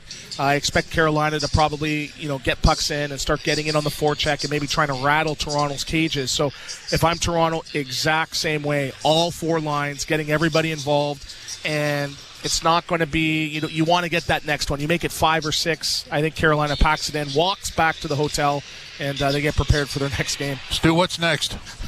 We got out-of-town scores, not with me, but with the Tap Man. Okay, this is Bolson Canadian Leafs Hockey on TSN 1050 and the Leafs Radio Network. From the biggest stadiums to the coziest holes in the wall. From house parties to porch hangs to pride celebrations. From your favorite fuzz shop to your local Indian spot. From noodle bars to sports bars to salsa bars. There's a Molson with your name on it. Canadian Ultra XL. Molson. Everyone in. Must be legal drinking age. Lately, times have been challenging, with many people facing increased interest rates, inflation, and rising credit card debt. Everyone needs a little help from time to time, but it can be hard to ask for help when it comes to your personal finances. But you're not alone. Millions of Canadians share that feeling with you. 500,000 Canadians have found help with their debt, and so can you, with Consolidated Credit Counseling Services of Canada. They are one of the largest non-profit credit counseling organizations in the country, with an A+ rating from the Better Business Bureau. They can help you consolidate your bills into one affordable payment, minimize your interest rates, and get you out of debt fast. No matter how much you owe, you don't need to do this alone. To get help, call 1-800-288-4991. That's 1-800-288-4991. Let Consolidated Credit get you back to a debt-free life. Call 1-800-288-4991. Call toll-free today for a free consultation. 1-800-288-4991. Ontario license number 4705786. This is a message from United Way to a Jesse M. of Mississauga. Hello, Jesse. You might be wondering why we made an ad specifically for you. Because, Jesse, you see, we're fighting poverty any way we can. Even cold calling a complete stranger over the radio. Bold, isn't it? Together, we can make sure everyone has what they need, like food, housing, good jobs, and mental health supports. Join people like Jesse to build a better GTA. Donate today at unitedwaygt.org. Thanks, Jesse. There you are, alone in your car, waiting at a red light. Suddenly, there she is, pressed against your window, holding a homemade cardboard sign. Can you really tell what it says about her? Don't let homelessness assumptions get in the way of homelessness solutions. Go to CanadaCanDoIt.ca. Help the Canadian Alliance to end homelessness. This product may not be right for you. Read product label and follow directions. Tired of thinning or receding hair? Try Hair Grow by New Nordic. Millions of men and women around the world trust Hair Grow. With its patented tocotrienol complex, the Hair Grow supplement is clinically proven to promote new hair growth and increase hair count in as little as 4 months. It's a new year and the perfect time for a new you. Start looking and feeling your best with Hair Grow. Available at Costco, Shoppers Drug Mart, Walmart, Loblaws, and London Drugs, or online at Amazon and newnordic.ca. The Out-of-Town Scoreboard is brought to you by Maple Toyota. You don't have to go out of town for a great new Tundra RAV4 gas or hybrid. Maple Toyota has them in stock and ready to deliver. Visit mapletoyota.com. Finishing off what Ralphie and Stu were saying, it is Seattle actually 2-1 over the Panthers. That's in the third period. Also in the third, Stars 2-0 over the Devils. In the third, Colorado 1-1 with Nashville. In the second period, Ducks 2-0 over the Bruins. Also in the second, Blues and Jets are tied at 1. Likewise in the second, Columbus 2-0 over Chicago in the third period. End of the third period, so it's over. Yes, Guy. Sabres 8-2 over the Rangers. End of the first period, Montreal 3-2 over the Senators. Earlier today, Minnesota 4-3 over Detroit in overtime. Flyers 6-3 over the Edmonton Oilers. Capitals 8-3 over the Penguins. Sabres, as I mentioned, have defeated Rangers 8-2. And later on tonight, Utah in LA against the Kings. Canucks in Vegas against the Golden Knights. In our game, it's 4-0 for the Leafs over Carolina after 20 minutes of play. Oh, yes, Guy. The second period is next. This is Molson Canadian Leafs Hockey on TSN 1050 and the Leafs Radio Network. At BD.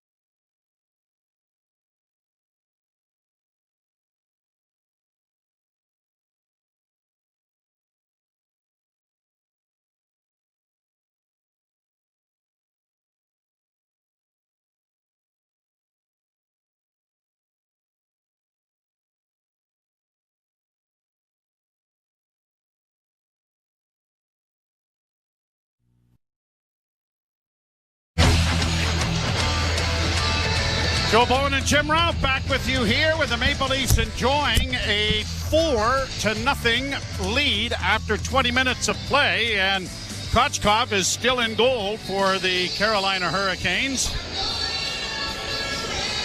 Our good friend Rob Ray, who gets to work between the benches, took a couple off the Okanagan here tonight, I guess, in the game with the Rangers. How? You know what? Who I feel sorry. I remember when they put Rick Jenneret down there one night. Oh, he had the helmet on. Helmet, the mask on. I think he had shoulder pads on. Well, it looks like our buddy Razor's okay. Rob Razor's okay. Oh yeah. But the guy I really feel sorry for is whoever shot it. You have to skate by this spot. Yep. That right hook may just miraculously come out there. He's close to both the dressing rooms. Yeah. You better have apologized. Like the fan in Quebec City. Remember that? Yes. Puck played out and down the ice. The Leafs are defending the goal to our left. And Carolina to the right. Leafs still a man short with another half minute to go in the power play. Aho brings it in. Stolen back by the Leafs, and Marner tips it out and down into Carolina territory, and Brett Burns will go back for it. Burns starts out. Barrie native gets it ahead at center. Brought to the line. Wow, that looked like it was offside. I'm sure that the Leafs crew are looking at that. Brock back now for Rantanen. Rantanen to the right wing side for Burns. Burns back to Rantanen. Rantanen holds to the right wing side. Back to Burns. A shot. Blocked. The rebound will clear and out at center, and almost stolen there by Timmins, who came out of the penalty box. Well, that was Austin Matthews, though, that took the brunt of that Burns shot, Joe, off the shin pad, but was laboring getting to the Leafs bench. Played out into the center ice area, but the Hurricanes shoot it right back in again. Against the boards, it's tipped to the line. Long shot taken by Orlov, deflected wide. Down the boards comes Chatfield to get it around back of the net. Chatfield will bank it back to the blue line. Orlov at the left point sends it well wide of the goal. Caroms to the right wing corner for Stahl. Stahl trying to come out of the corner, got it back to the net.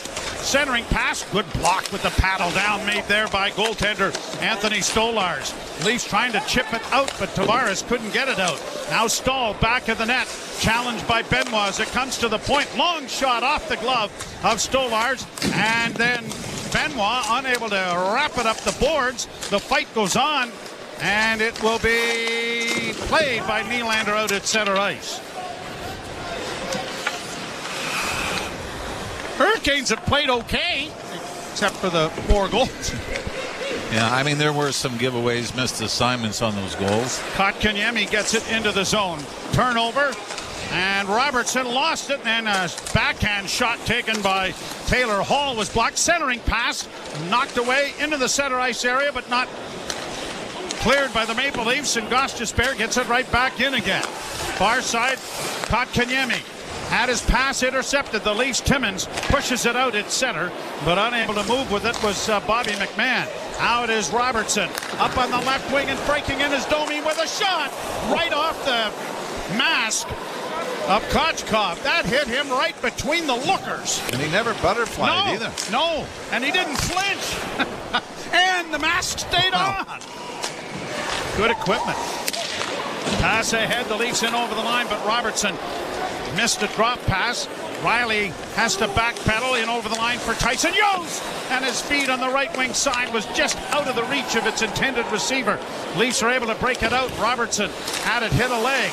Robertson again with it now in across the line, but brought in along by the back. Oh, and a save by Stolarz. What a great save made by Anthony Stolarz with the left pad, as driving the net there was Roslovic. Kept in by Carolina. Shot deflects off a body. Another shot. Stolarz stopped that. And the Leafs are going to have to get their act together here, because they're playing a lot of this period so far on their own end of the rink. Played off the boards on the right wing side.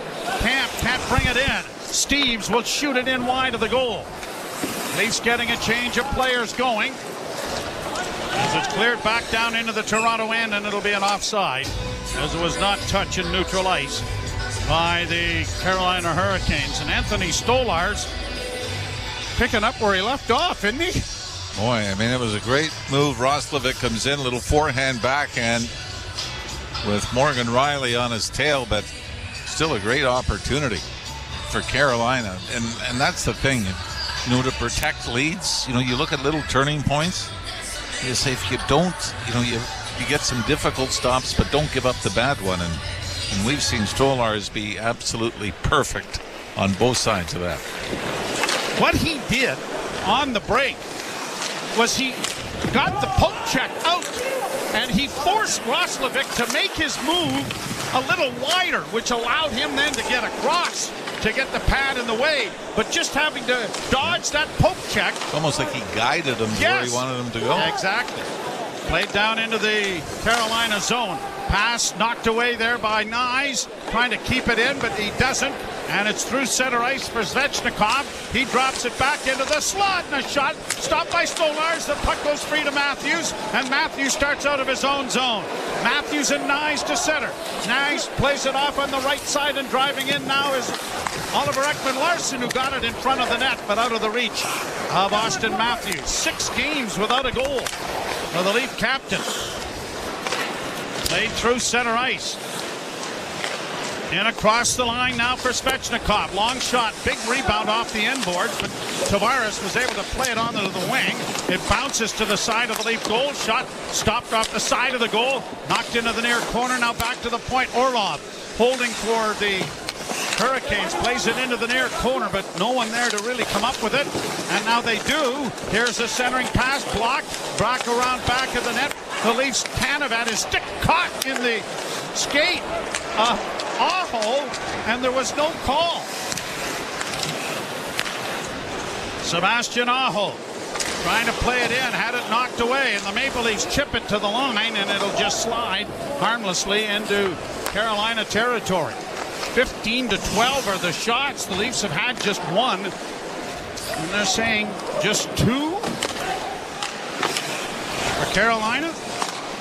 Played out and off a stick and into the zone. Robertson gets it in deep. We played 6 minutes into the second period, and it's still 4-0 Toronto. Domi able to play it around the boards and into the near corner. Grabbed off by Robertson at the point. Tried to backhand it in deep, and it is pushed out at center ice now by Carolina, and Domi's going to try and shoot it back in again. Robertson couldn't help him out. On the wing, Kotkaniemi trying to get a pass back, but it's intercepted by the Leafs and backhanded there by McMahon back into Carolina territory. Hurricanes organizing again and rushing it through center. Kotkaniemi gets a pass across the line into the right wing corner. Blake trying to play it in front, but it's intercepted. Leafs unable to get it out the first time. Will get it out the second time. And here's Alex Steeves, who scores his first NHL goal, playing it down into the Carolina zone. Steeves along the near boards, can't get it back to the point. Taylor Hall will get it out at center. Hall looking for his first goal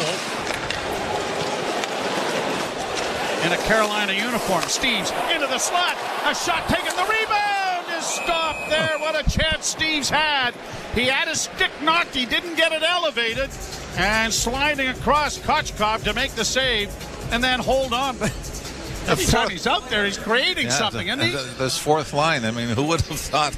Yeah, the likes of Steeves, Camp, Holmberg, and then almost another one for David Camp here in the second period. You're listening to Molson Leaf Hockey on TSN 1050 and the Maple Leafs Radio Network.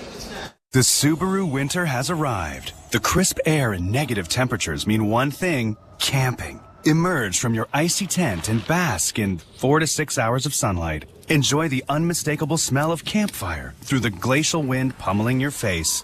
Relax by the water, taking in the soothing sounds of thick ice cracking and popping. Get out there in winter like it's summer with standard symmetrical full-time all-wheel drive and advanced safety systems. Visit your local Subaru dealer today.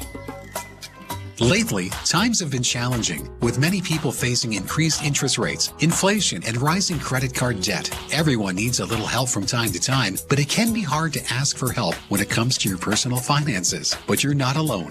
Millions of Canadians share that feeling with you. 500,000 Canadians have found help with their debt, and so can you, with Consolidated Credit Counseling Services of Canada. They are one of the largest non-profit credit counseling organizations in the country, with an A+ rating from the Better Business Bureau. They They could help you consolidate your bills into one affordable payment, minimize your interest rates, and get you out of debt fast. No matter how much you owe, you don't need to do this alone. To get help, call 1-800-656-7129. That's 1-800-656-7129. Let Consolidated Credit get you back to a debt-free life. Call 1-800-656-7129. Call toll-free today for a free consultation. 1-800-656-7129. Ontario license number 4705786.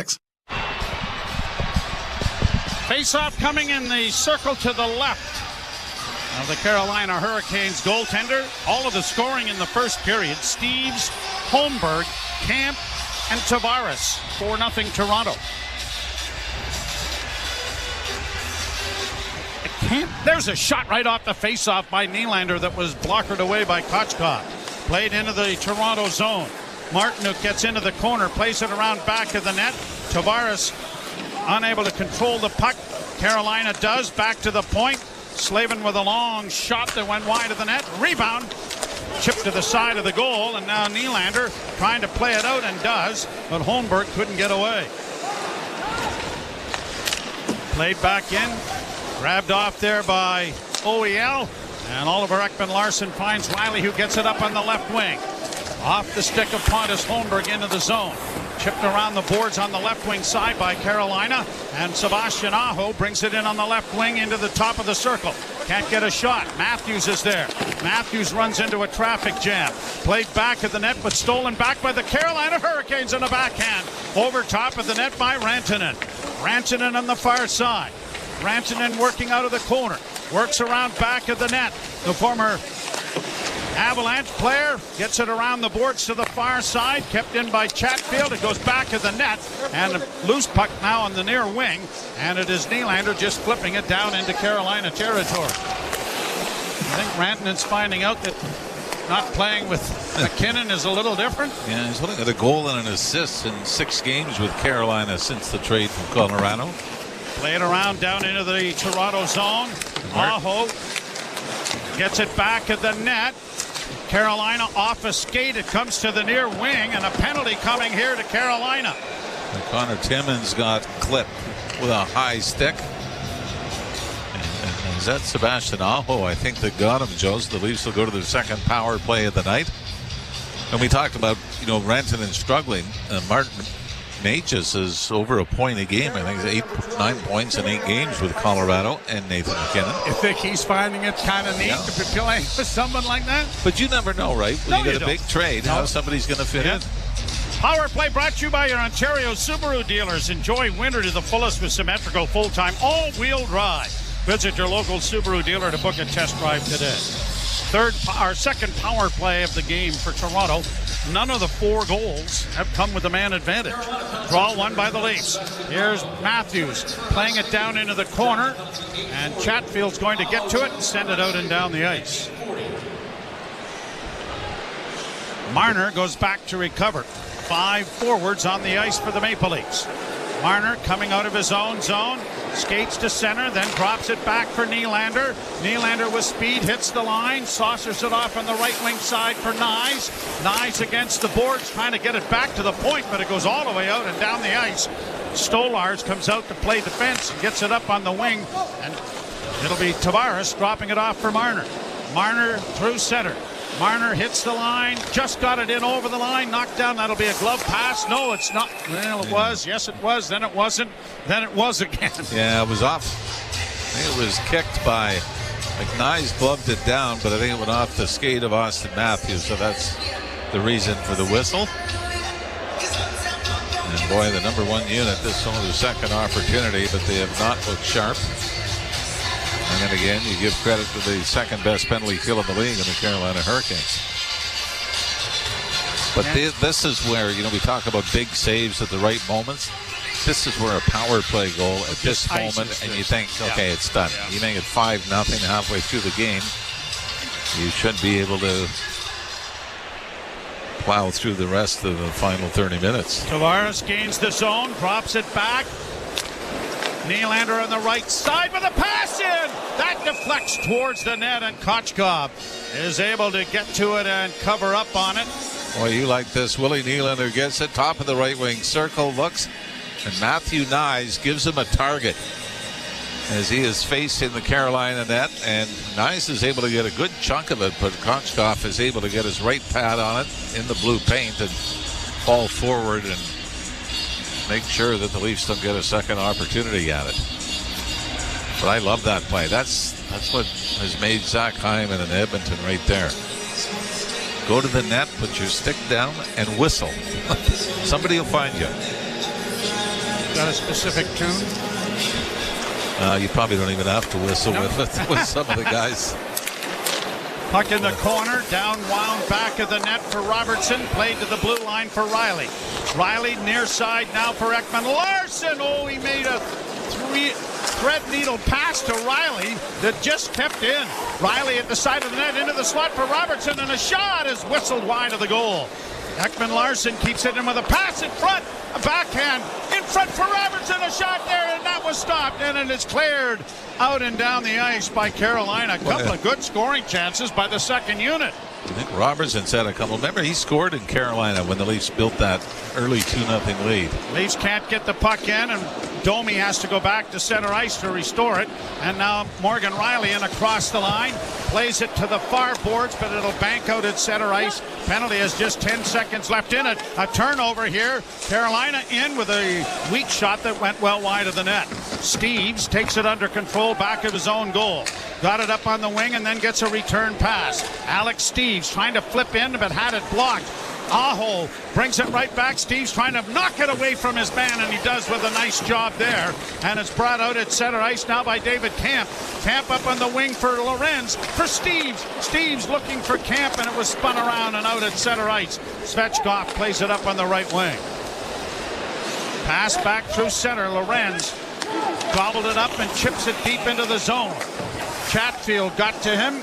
And the puck is turned over with 8:46 to play in what has been a scoreless second period. All of the damage in the first. 4-0 Toronto. Near side for Connor Timmins. The pass off of us goes right out in front of the net. Whoopsies. That's usually when you get the guy that does it, says, that's okay, we're up 4. Yeah, Nylander trying to get in over the line is knocked down. Puck comes back at center. Tavares turns. He has one of the 4 goals, and it's backhanded again into Carolina territory. Gostisbehere got it ahead. Out at center now for the Hurricanes to play down into the Toronto end. Out of the net was Stolars to play it around the boards. Still trapped there by Carolina. Stolen back by Marner. Pushed ahead to open ice, and Riley is out. Riley along with Tavares to the line and in. And the extra move at the blue line is adjudicated as offside. I don't know. But you know what? It's a little late after the whistle. Can we review that? Yes. And then you get a breakaway from that point and a 2-second head start. How great would that be? Yeah, well, I think it's a new rule. You're listening to Molson Leaf Hockey on TSN 1050 and the Maple Leafs Radio Network.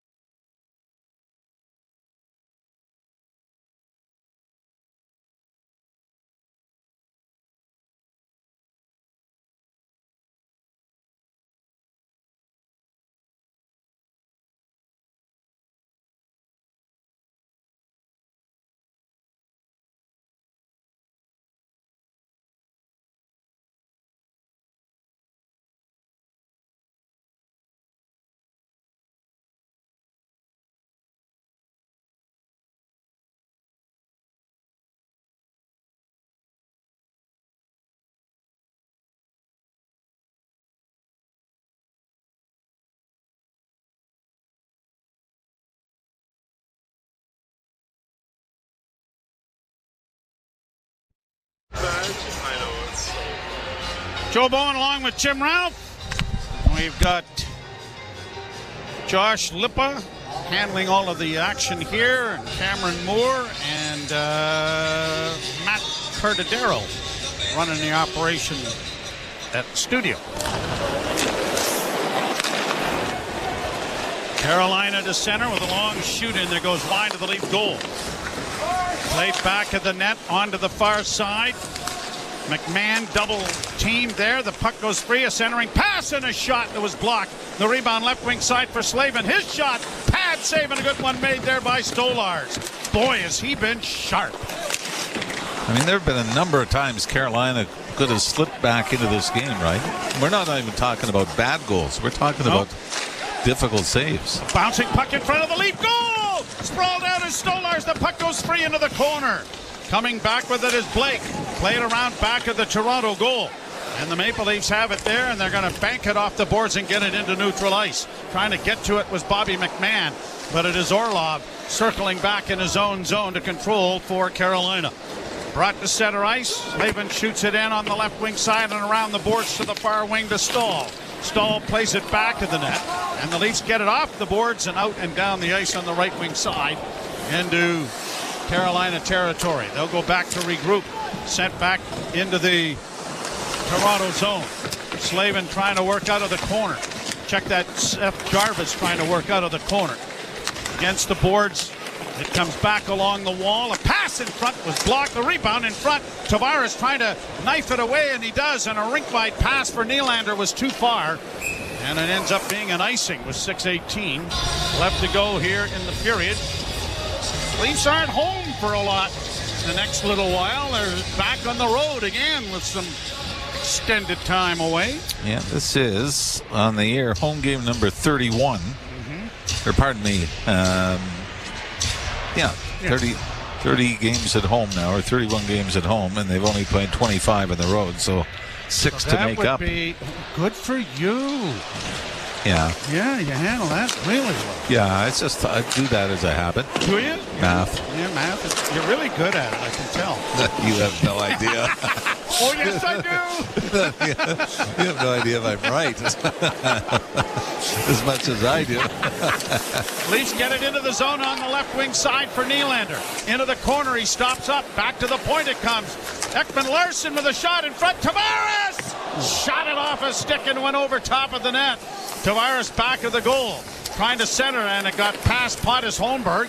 Kept alive, though, by Marner, but it is pushed out at center, and 3 Hurricanes come to center. Pass in on the right side. Good block, and Marner is able to get it out for Matthews with one man back. Matthews in over the line. Marner trying to catch up to be a part of the rush, and it's broken up and played to center ice. Shot back in again by Morgan Riley. Leafs have to tag up, and they do. Quick change by the defense. 5:16 to play. An errant pass, but it won't be icing as Carolina gets down into the corner after it. Benoit ties his man up. Got it up along the boards. Nyes trying to help out. Puck goes free back at the net. Matthews can't reach it as it comes to the point to Burns. And a shot is deflected out in front of Stolars. Up high and into the screen. And out of play with 4:58 to play in a scoreless second period, with the damage being done in the first. 4-0 Toronto. You're listening to Molson Leaf Hockey on TSN 1050 and the Maple Leafs Radio Network. Breaking story from Alpine News Network. Jan owns a home and a restaurant fusing French and Mexican cuisine. But she is fusing no more because her ovens have gone kaput. She called Alpine Credits, who sent their speedy superhero. With her business loan approved, her ovens were quickly fixed. The hero even had some of her poutine nachos. Yum! Own your home? Need a loan? Alpine Credits can help. Alpine Credits, where homeowners get approved. Fiscal license 12616. And we're back. I've got to say, what a thrill. Couldn't agree more, Jeff. My blood is pumping. Canadian Blood Services needs 450 new donors every day to keep Canada's lifeline strong. And in the final quarter of the day, we have 55 left to... What's that? Is that a new donor? It's a new donor. We're at 396. Only 54 left to go. This is the 450 challenge. Let's get Canada's blood pumping. Book an appointment today at blood.ca/450. Your sneakers are staring directly at you. You try to look away, but you can't. You're lace to face. They're saying, Rome wasn't built in a day, and your six-pack won't be either. But you've got to start somewhere. Stop staring, put us on, take that first step, or lunge, or squat. Start small, start somewhere. Join for $7.99 every 2 weeks at fitforlast.ca and experience fitness simplified. Some conditions apply. Fit for Last. Everybody happy. Face-off coming in the Toronto zone. 4:58 to play in the second period. Toronto still leading 4-0. And I think easy to say that since the 4-0 lead, Carolina has been the more dangerous team. Now you do expect the pushback. But Anthony Stolarz, and some good fortune, has kept the Leafs up by 4.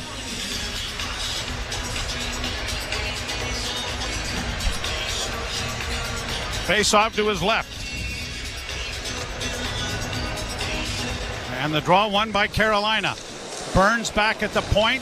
Dishes off on the right wing side. Long shot high over top of the Leaf goal. Stolarz got spun around, and then a centering pass was blocked on a good play by Oliver Ekman-Larsson. Here's Steves trying to muscle his way out at center, and he does. Played down into Carolina territory. Steves knocks it into the corner. Grabbed off by Seth Jarvis, and we have a whistle. Hooking call coming up. Now the question is, on who? Well, the Leaf door is opening. No, Carolina player went down, and I think that's going to be enough to draw the penalty. And it's going to be David Camp who will take the penalty. And a hooking call will give Carolina their second power play opportunity of the game. And the penalty kill is brought to you by CMC Markets. Take your trading to the next level with $0 commission on stocks. Second period brought to you by Molson. Whether it's Canadian Ultra Export or XL, there's a Molson with your name on it. Craig Berube does not love the call, so Seth Jarvis, who he loved 2 days ago, we're now going to accuse of maybe dramatically enhancing to get a call here in the second period.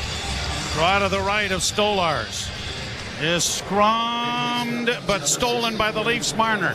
And Marner gets into neutral ice and flips it into the far corner. That was a great story, though. Seth Jarvis, all his buddies driving all the way to Boston for the final game. 30 hours from Winnipeg.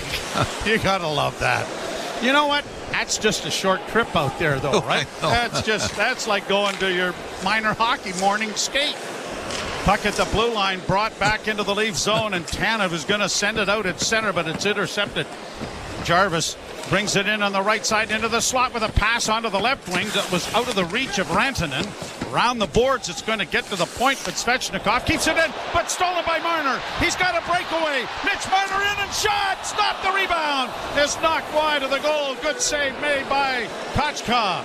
Back come the Hurricanes into the slot with a shot, and Stolarz got across to make the save. Round back of the net.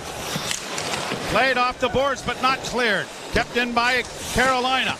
Into the corner and back on the far wing. Rantanen trying to make a play with it. Still has it. Back to the point out of the reach of Gostisbehere. And Shane Gostisbehere has to go back. We can see it from up here. Mitch Marner read the play to pick it off and go down on the breakaway. You could see he took 3 steps to where the puck was going to go and then found it. It was put right on his stick. Pass deflects into the near boards. Swept around the wall by Kotkaniemi. It'll go to the far point. Gostisbehere trying to keep it in and failing. And it's pushed out at center ice and tackled from behind was Steven Lorenz. Back in over the line with 19 seconds left in the power play. Into the slot, a shot off a leg. Gostisbehere's shot goes harmlessly wide. Good block in front of the net by the Maple Leafs. Kept in at the blue line by Blake. Round back of the net. Cleared then by Oliver Ekman-Larsson down the ice. And the Leafs will escape the penalty as Camp steps back onto the ice.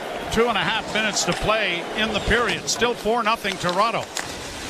Into the corner again for Kotkaniemi. Back to the blue line. A bouncing puck that is unretrievable. And Dmitry Orlov has to go back to his own zone. Now swept in again by Carolina. Played back at the net by the Leafs. Tanev.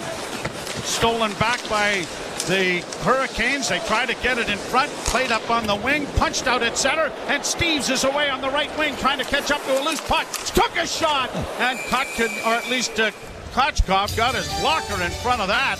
Pretty good shot by Alex Steves, coming in off the right wing. When he scored in the first period, if it comes to the 3 stars after the game, you're going to give him a star because it's his first NHL goal and it's a good thing to do, and he's earned it. He's going to be one of the 3 stars of the game. Even if he didn't score a goal. He has been one of the better players on the ice. Yes, he has. Goal and an assist, but constantly looks dangerous and did a great job getting the puck out of his own end, which I'm sure from the coaching staff's point of view is just as important as the offense. And he's a great young man. He really is. And he's worked real hard at the American Hockey League level. Out at center ice, Tavares couldn't get away. Knocked back on the near boards, and turning back with it is McCabe. For Riley, it deflects down into Carolina territory. Under 2 minutes to play in the period. And it is launched out into center ice by Carolina, forcing OEL back to retrieve it. Oliver Ekman-Larsson is out. That went off a stick and over the glass and into the spectators in behind the Toronto Maple Leaf bench. When you look at the 4-goal output from the Leafs, Joseph Woll's last 3 losses, he's given up 2 goals in each of those 3 games. Got to be better. Yeah. You know what? At some point, you just got to jump into the power play and take the chances. That's something, though. 3 2-1 losses, or there's an empty net goal in there along the way. But Leafs get more in the first period than the goal support Wall has had in his last 3 losses. Down into the Toronto zone, swung around the boards by Tanev, but blocked at the point, kept in by Slavin. Shot blockered away by Stolars. Along the boards then for Marner, trying to get it ahead for Matthews. Matthews got it to the line, not out. Slavin sends it purposely wide of the goal, but onto the stick it goes of McCabe. He got it ahead. Marner just tips it down into Carolina territory. Matthews to the bench. Marner couldn't redirect that away from Rantanen. Played to the left wing side, intercepted by Marner, and he starts 3 Leafs away. A 3-on-2 rush, dropped for Domi, and he had it knocked away there on a good defensive play made by Sebastian Aho. Down into the corner goes Taylor Hall. His pass to the near wing comes back and is intercepted by the Leafs, who will get it out at center ice. Hall is there to restore it for Burns. Up on the wing for Chatfield, who gets it down into the Toronto zone at the blue line. Wait a minute, 1, 2, 3, 4, 5, 6, 7. Is that too many men or just an early substitution call? I don't believe. Doesn't look like. I think they're just saying it was. Hit the guy going off. Yeah. So the faceoff is outside the blue line in front of the Carolina bench. 21.9 seconds to go. All of the scoring in the first. 4-0 Toronto.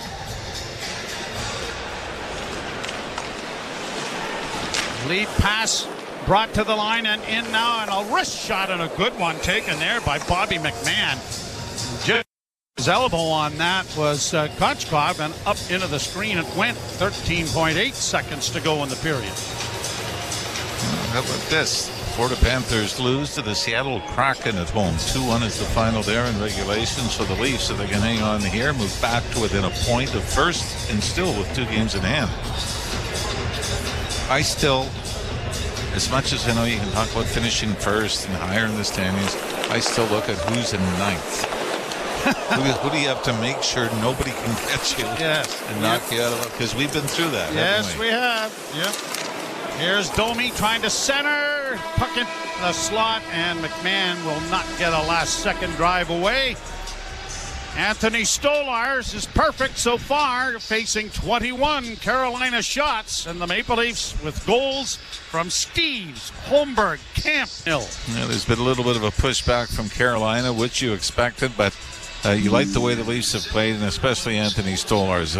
If you're going to come back from a 4-goal deficit, if you're Carolina, you usually need a funny one, a soft one, to go in, and Stolars hasn't had any of it to this point. Leafs outshoot Carolina 9-8 in the period. Are 21-20 in arrears after 2 periods of play. Speaking of being in arrears, Jim Taddy and Anthony Stewart will be along. It's a segue. Yes. Anyway, yeah, you'll be back and we'll be with you. You're listening to Molson Leaf Hockey on TSN 1050 and the Maple Leafs Radio Network. Boo.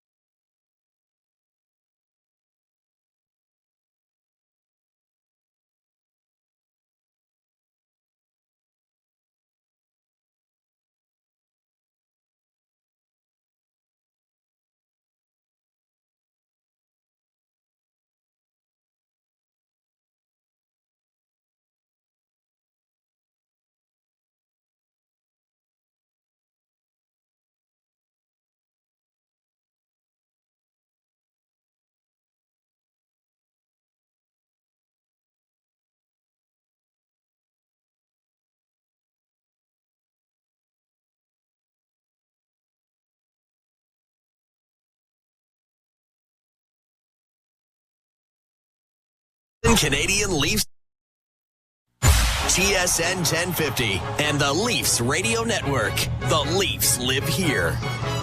And still with a 4-0 lead over Carolina now after 40 minutes of play. TSN after 40. Brought to you by 241 Pizza. Give yourself a high five. Buy any large traditional pizza. Get up to 3 medium one-topping pizzas for $5 each. 241pizza.com. Jim Taddy and Anthony Stewart with you live from Scotiabank Arena. So, nothing burger? I think it was a planned nothing air burger, right? With extra nothing, but it was a prototypical Craig Berube third period, just sort of parlayed into the second period where they didn't give Carolina Hurricanes much. They did have a couple opportunities to score, but when as life calls for typically, adventure, the Eddie Bauer goaltender is makes here a to big answer. save. Stolarz had 2 or 3, but that's no reason again, to they stay didn't turn indoors. into a pawn With Eddie hockey Bauer, match. They had a adventure really good is always in defense. season. Were doing a From great mountain job of trails to city retrieving sidewalks, and their managing gear and is built distributing to the keep puck. you It was a warm, safe dry, period. Safe and ready for period. whatever comes Crowd next. is still into Whether it, it's a which is rugged great as parka, well too. a It cozy wasn't boring flannel, by any sense or of the the word. perfect sweatshirt They're just or waiting fleece. for their Eddie opportunities Bauer and has what striking you when need to step the time is outside right. with But that's confidence. solid, So and layer you would up, say breathe big in boy that crisp type air, style and hockey remember, there in that second Eddie period. Bauer. Shorthanded Live your breakaway for adventure. Mitch Marner, which would have lifted the roof. Casino Event Yes, Center. yes, and again, he's one of those guys on the penalty kill, very, very deadly, and great job just finding the right time when to pounce, and great job on the back check there. He almost got it past the goaltender, but again, I think for him, if that was a 3-2 game, I think that's going in the net. He took a little off the shot, there, a little spice off of it. Yeah. So I mean, they're down 4-0. So I think we were expecting to see that Carolina defensive structure, and when you're down 4-0, you really can't play that. I don't know what to make of their performance tonight. There's been moments in the second period where they threatened, but really kind of passive, isn't it? It just seems like it's not their night, right? And it started with the walk to the rink, and I'm sure that threw some guys off. Some guys are keen on, their routine and taking the bus at the exact same time when you got to walk, and it's a good thing the weather wasn't too bad. It just throws some guys off. And so they have every excuse. They're coming in, they're traveling right after a long break.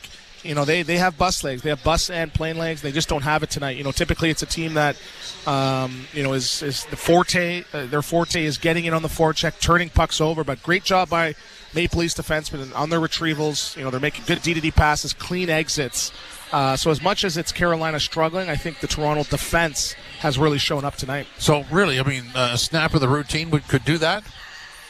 Yeah.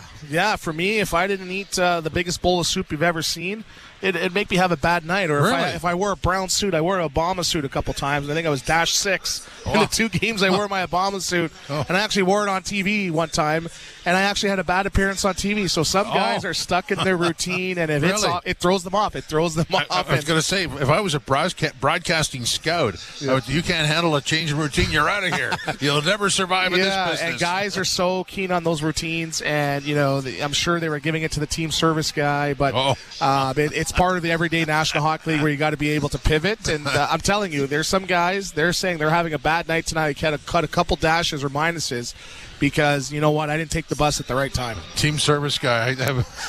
Years ago, that was on a Leaf trip where the flight out of St. Louis was fogged in.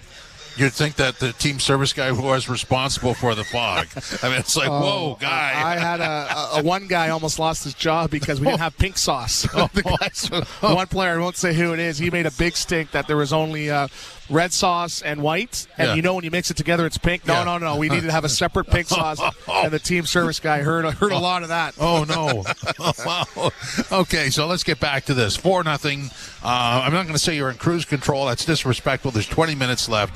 Anything could happen here. So how do the Leafs go about this? Because this is really, a unique situation. 4-0, 15-6 into the first period, and you've maintained it. Yeah, they've done a good job in turning the game almost into background noise, where they're not just sitting back and trapping. They're just being very mindful of managing the puck at the blue line, at the red line, getting it in deep. The D aren't doing any unnecessary pinches. They're recovering above the puck, and they're just waiting for those opportunities. And they're not springing forwards to get breakaways or anything like that. They're just playing that Craig Berube style hockey. So I don't use the term boring. I just see responsible, and that's how you get wins.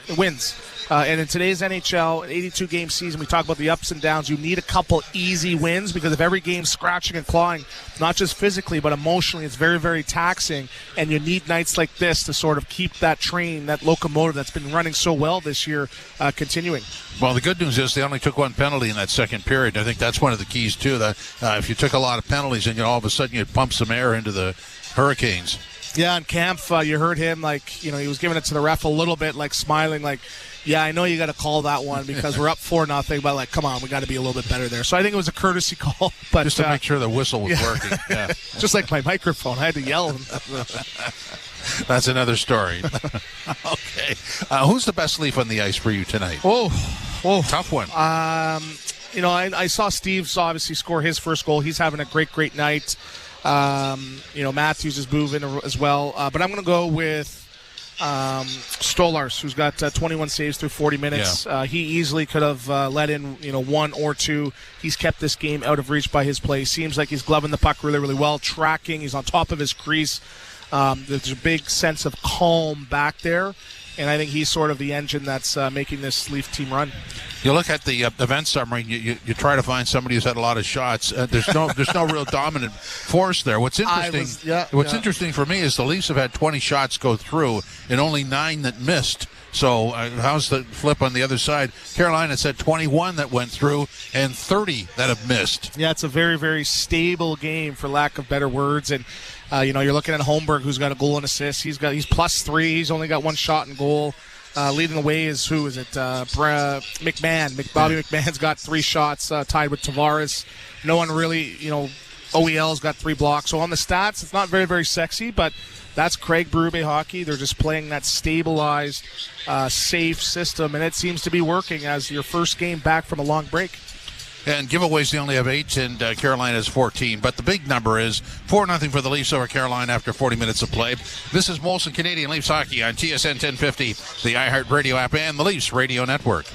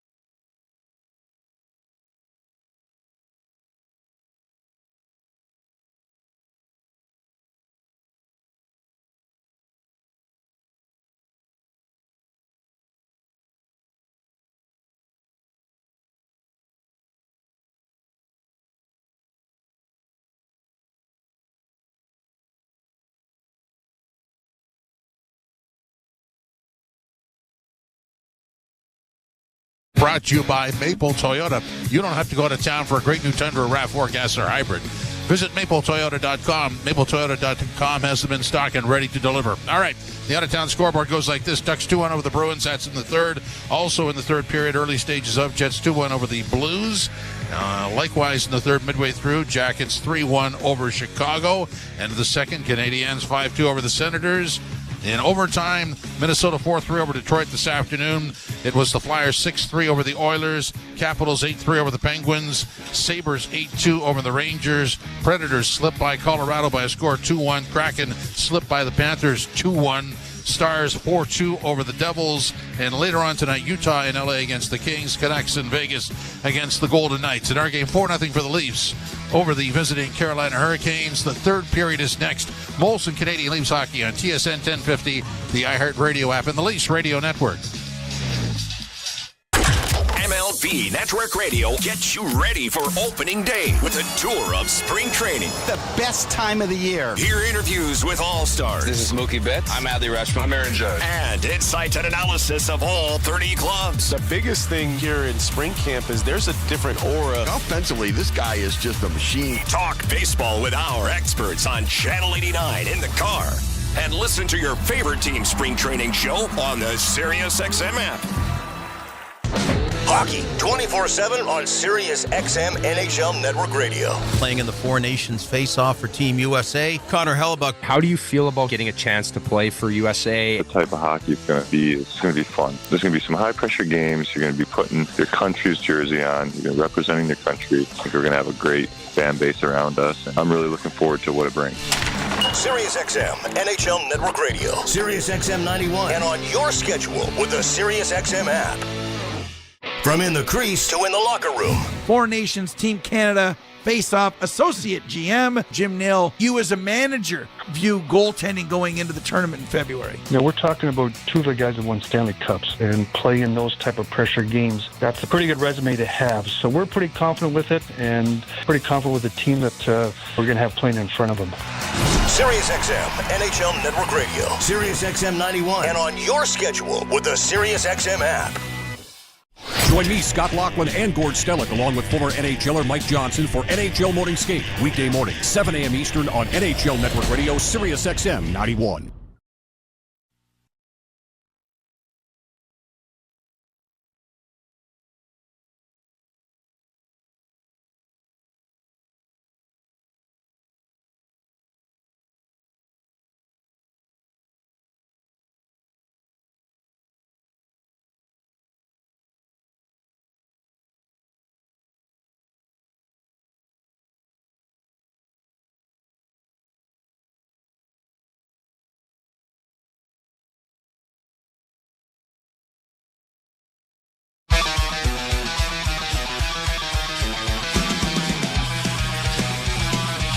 Leafs with a 4-0 lead over the Carolina Hurricanes.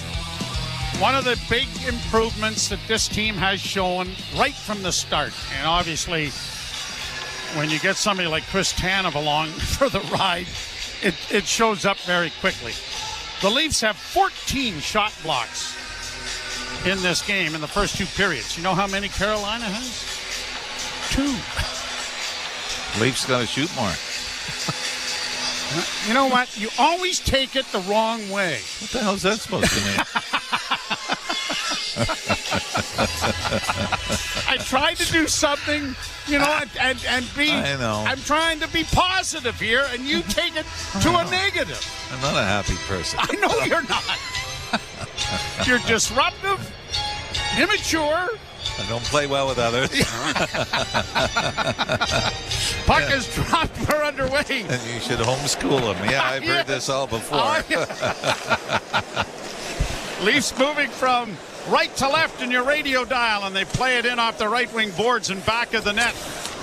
Kochkov sends it into the corner, and Tavares cut it off. Tavares backhands into the corner for Nylander. Stops up there trying to get away from the check. Still has it. Back to the point, and Tavares couldn't keep it in. No. Bit of a backhand pass there by John Tavares that was dangerously close to being picked off. Puck back in the center ice area. Chatfield sends it back into the Toronto zone. Tanev playing it into the corner. Poked along the boards by McKay, but it comes up on the right wing side to Burns. He couldn't get a shot away, and the Leafs Nyes trying to muscle it out, couldn't get it past the defense. Kept alive by Carolina, who are in the midst of a change with the puck down in the Toronto zone. Pass intercepted by Tavares. He stick handles to center. backhanded it ahead, and Nyes couldn't reach it. It's back into the Toronto end. Marner going back to the puck. Gives it back to Morgan Riley. Bank pass ahead. Deflected in over the line by Nyes. Matthews after it around back of the net. Matthews trying to curl it into the corner.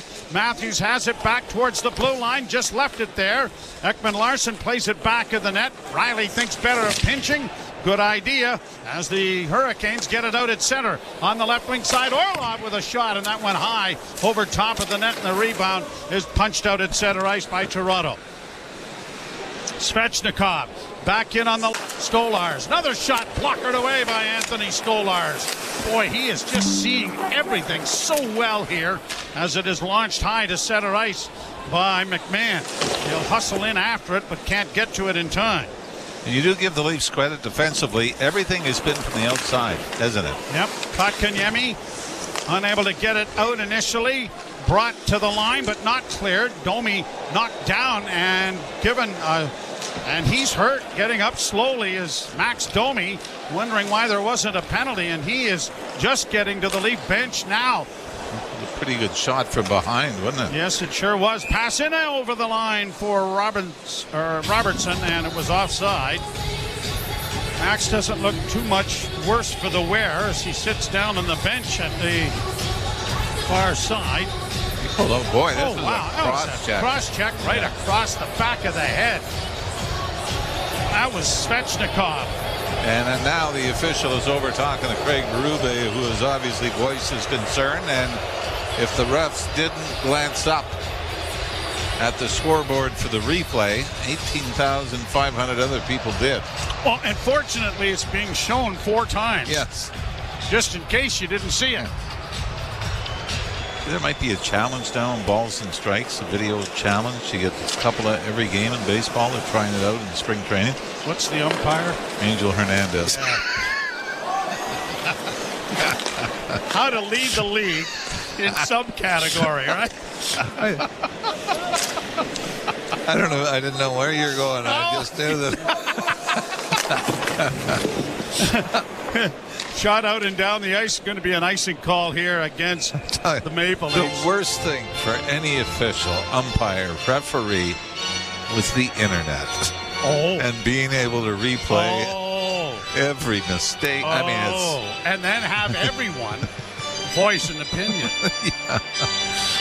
Who have never, in their wildest dreams, even done a little league game that their kids were involved to umpire, right? Yeah, it's never. Though you look at some of those highlights and you go, wow. Yeah, well, yes. Maybe the Little League umpire would have done a better job. Here's Aho dropping it back. A shot, and Stolars again. But again, the Leafs did a great job of boxing out. That time, Steve Lorenz, along with Jake McCabe, just gave Stolars a wonderful look at this.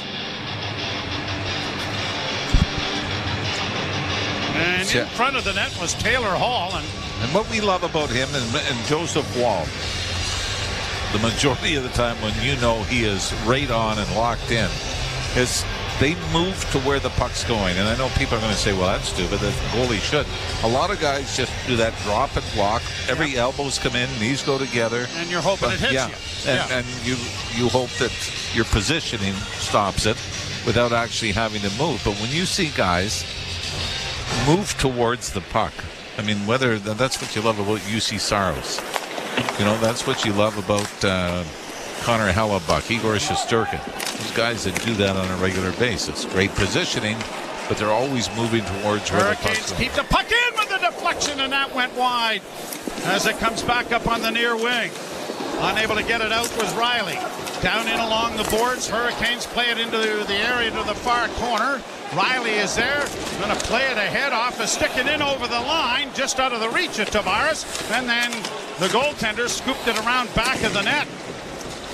Played into the far corner. Timmins trying to play it along for Tavares, but it's intercepted. And now Roslovic will bring it out at center. Jack Roslovic hits the line, backhands it off the far boards and into the Toronto zone. Benoit chipping it along, and the Leafs turn with Marner just alley-ooping it high down into Carolina territory.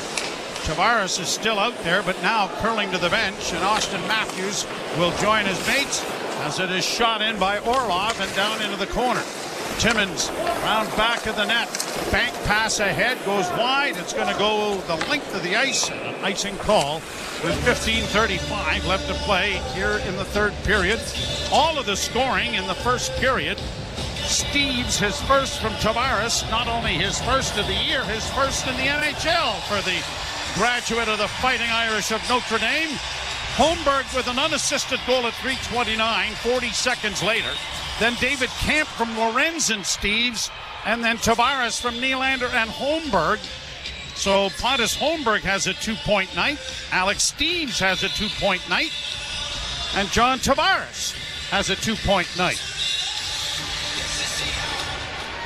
Well, in Chicago, the Leafs play in Chicago tomorrow night, and right now the Blackhawks are losing in Columbus. So no advantage for the Hawks to have the night off waiting. And once again, the Leafs in a back-to-back situation. 16 on the schedule this year for Toronto as Nyes comes out at center ice for Toronto. Hits the line, fleets it in on the right wing side, and a backhand made by Matthews went over top of the net. Best scoring chance Leafs captain has had here tonight. Back to the point and now brought into the blue line area by McCabe. He gives Svechnikov a bit of a shot, gives him another shot, challenges him. Svechnikov gives him a slash back, and Morgan Riley says, wait a second, and it's brought back in over the line, and here's Svechnikov trying to get in. The shot stopped, the rebound comes in front of the net and back to the blue line. Kept alive by Carolina. Round back of the net it goes. Played back to the point. Cleared into the corner by Rantanen. Round back of the net. Centering pass. Svechnikov couldn't get it. Aho does, but he can't get a shot away. Back to the point again. Here's a chance on the right wing side. A one-timer is whistled high and wide, and the rebound comes all the way to center ice. Is it Svechnikov that hit Domi, Joe, from behind? Yes. So that's that was the challenge. Targeting, that was the challenge, and it was duly noted and duly turned down. Played high to the line, but not out. Right back to the side of the goal. Controlled there by Ekman Larsson, and it'll be played out into the center ice area. Carolina back in over the line. Sebastian Aho into the slot. Drop back. It comes in on goal. Pad save. What a brilliant pad save it was. Kept alive in the backhand. Scored into the corner as Morgan Riley did the splits to make a save. And an outlet pass for Lorenz didn't connect. Camp forces it back deep into Carolina territory. Blake dropping it back. Chatfield will get to the line, but no further. And Connor Timmins, with a puck that he's having difficulties with, gets it up on the wing. And Alex Steeves just playing it along the boards to the blue line, but doesn't get it in the first time. Does the second, but it's quickly brought back by Dmitry Orlov. Orlov in over the line. Had it roll off a stick and poked into the corner. Timmins tying his man up. Back of the net it goes. Eric Robinson trying to get out in front, but couldn't. Back up on the far boards. Kept alive by Chatfield as it comes around on the near wing. Blockered there by Orlov into the corner. Orlov trying to block it again, and the pass comes free, and it is cleared by Lorenz to center. He needs to get it the rest of the way down the ice, and he does before heading to the bench. Good hustle there by Steven Lorenz. Little plays that make a big difference. 12 and a half minutes to play in the third. 4-0 Toronto. Knife down into Toronto territory. Tanev rings the boards to find Pontus Holmberg. Holmberg down the right wing and in with Nylander. Drops it off for him. Willie down the right wing boards into the corner. Nylander with it around back of the net. Had it knocked off his stick. Leafs get it back to him. Nylander still with it. Back at the blue line. Banks it around back of the net for Domi. Domi couldn't come up with it. It's high. Knocked in for Pontus Holmberg in front for Nylander. Oh, and a big save made there by Kochkov on Willie Nylander. Boy, nice little play by both Max Domi and Pontus Holmberg in behind the Carolina net, and it was Holmberg that had a little backhand pass after winning the one-on-one battle that set up Willie. And referee Michael Markovic with his arm around Domi. How you feeling? You okay? We might have missed one. You're listening to Molson Leaf Hockey on TSN 1050 and the Maple Leafs Radio Network. Heard of Uline? You know, the have-it-all in-stock, ready-to-deliver shipping and industrial supply specialists. The company that does things for you that are unheard of, like keeping 41,000 items in stock in our own warehouses, with customer service reps on the line to get you what you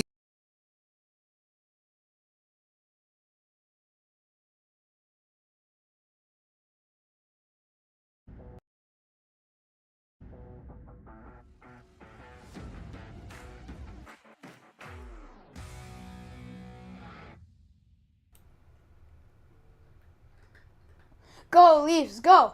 Go Leafs, go! Go Leafs, go! Make sure to hit the like button and so you don't miss out on our content. What are you doing? Oh, I'm just telling the chat to like the video. You telling everybody in the chat to hit the like button? Yeah. Nice job.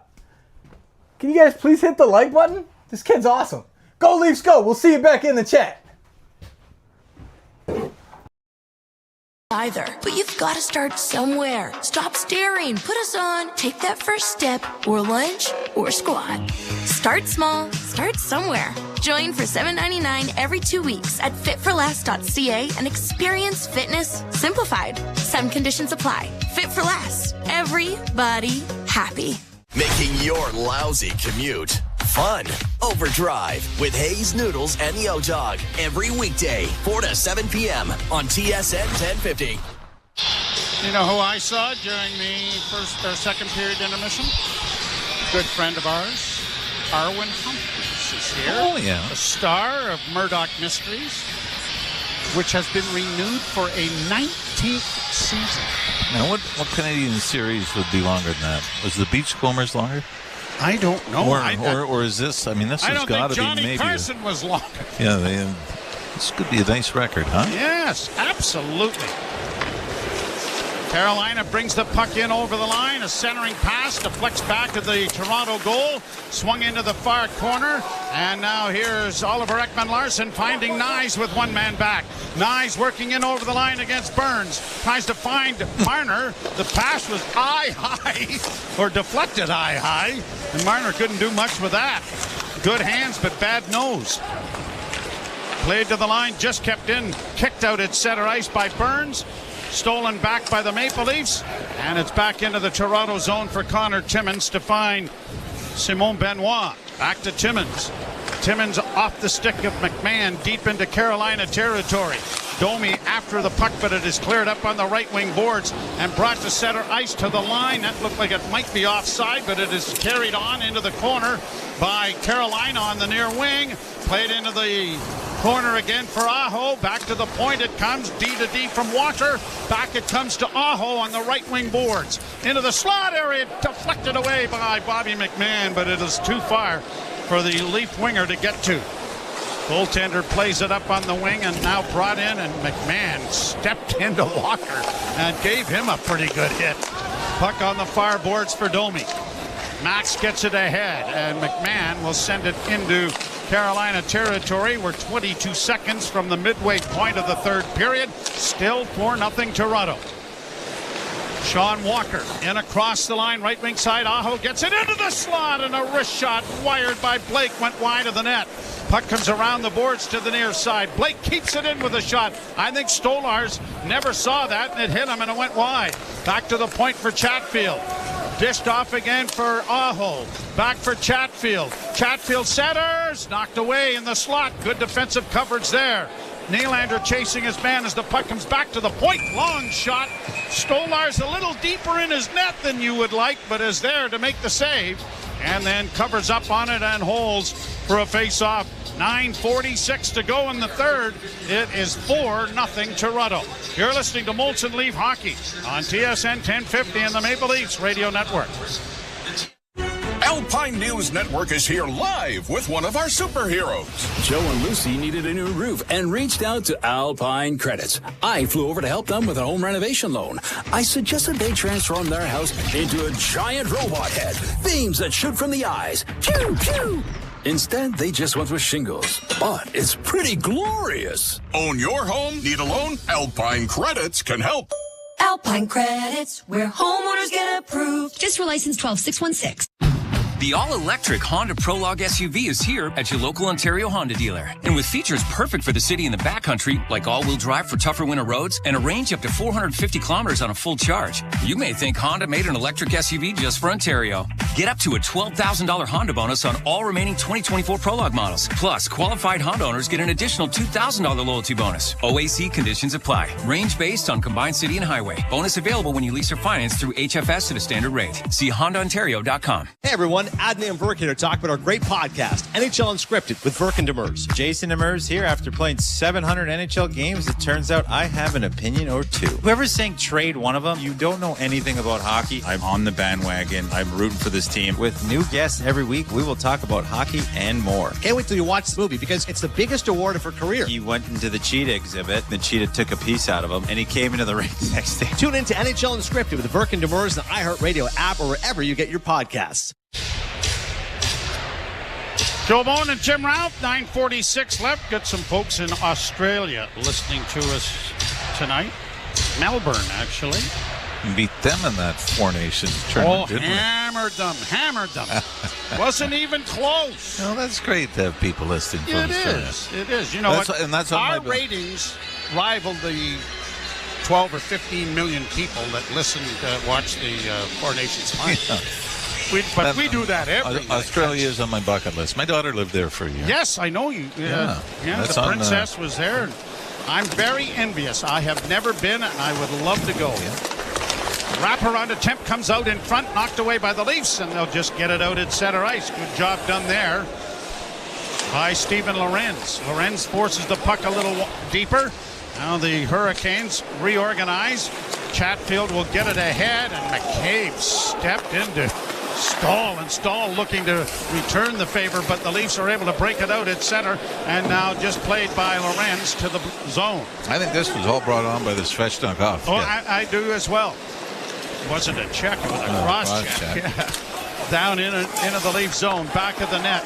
McCabe gets it up on the wing, and Marner works it up with a long lead pass for Matthews. Nyes is breaking to the front of the net. He's in! And he backhanded it over top of the goal. Boy, Matthews and Nyes both glorious opportunities. Nyes steals again, but then had his pocket picked from behind on a good play there by Roslovic. Roslovic into the slot, and a shot is blockered away by Stolars.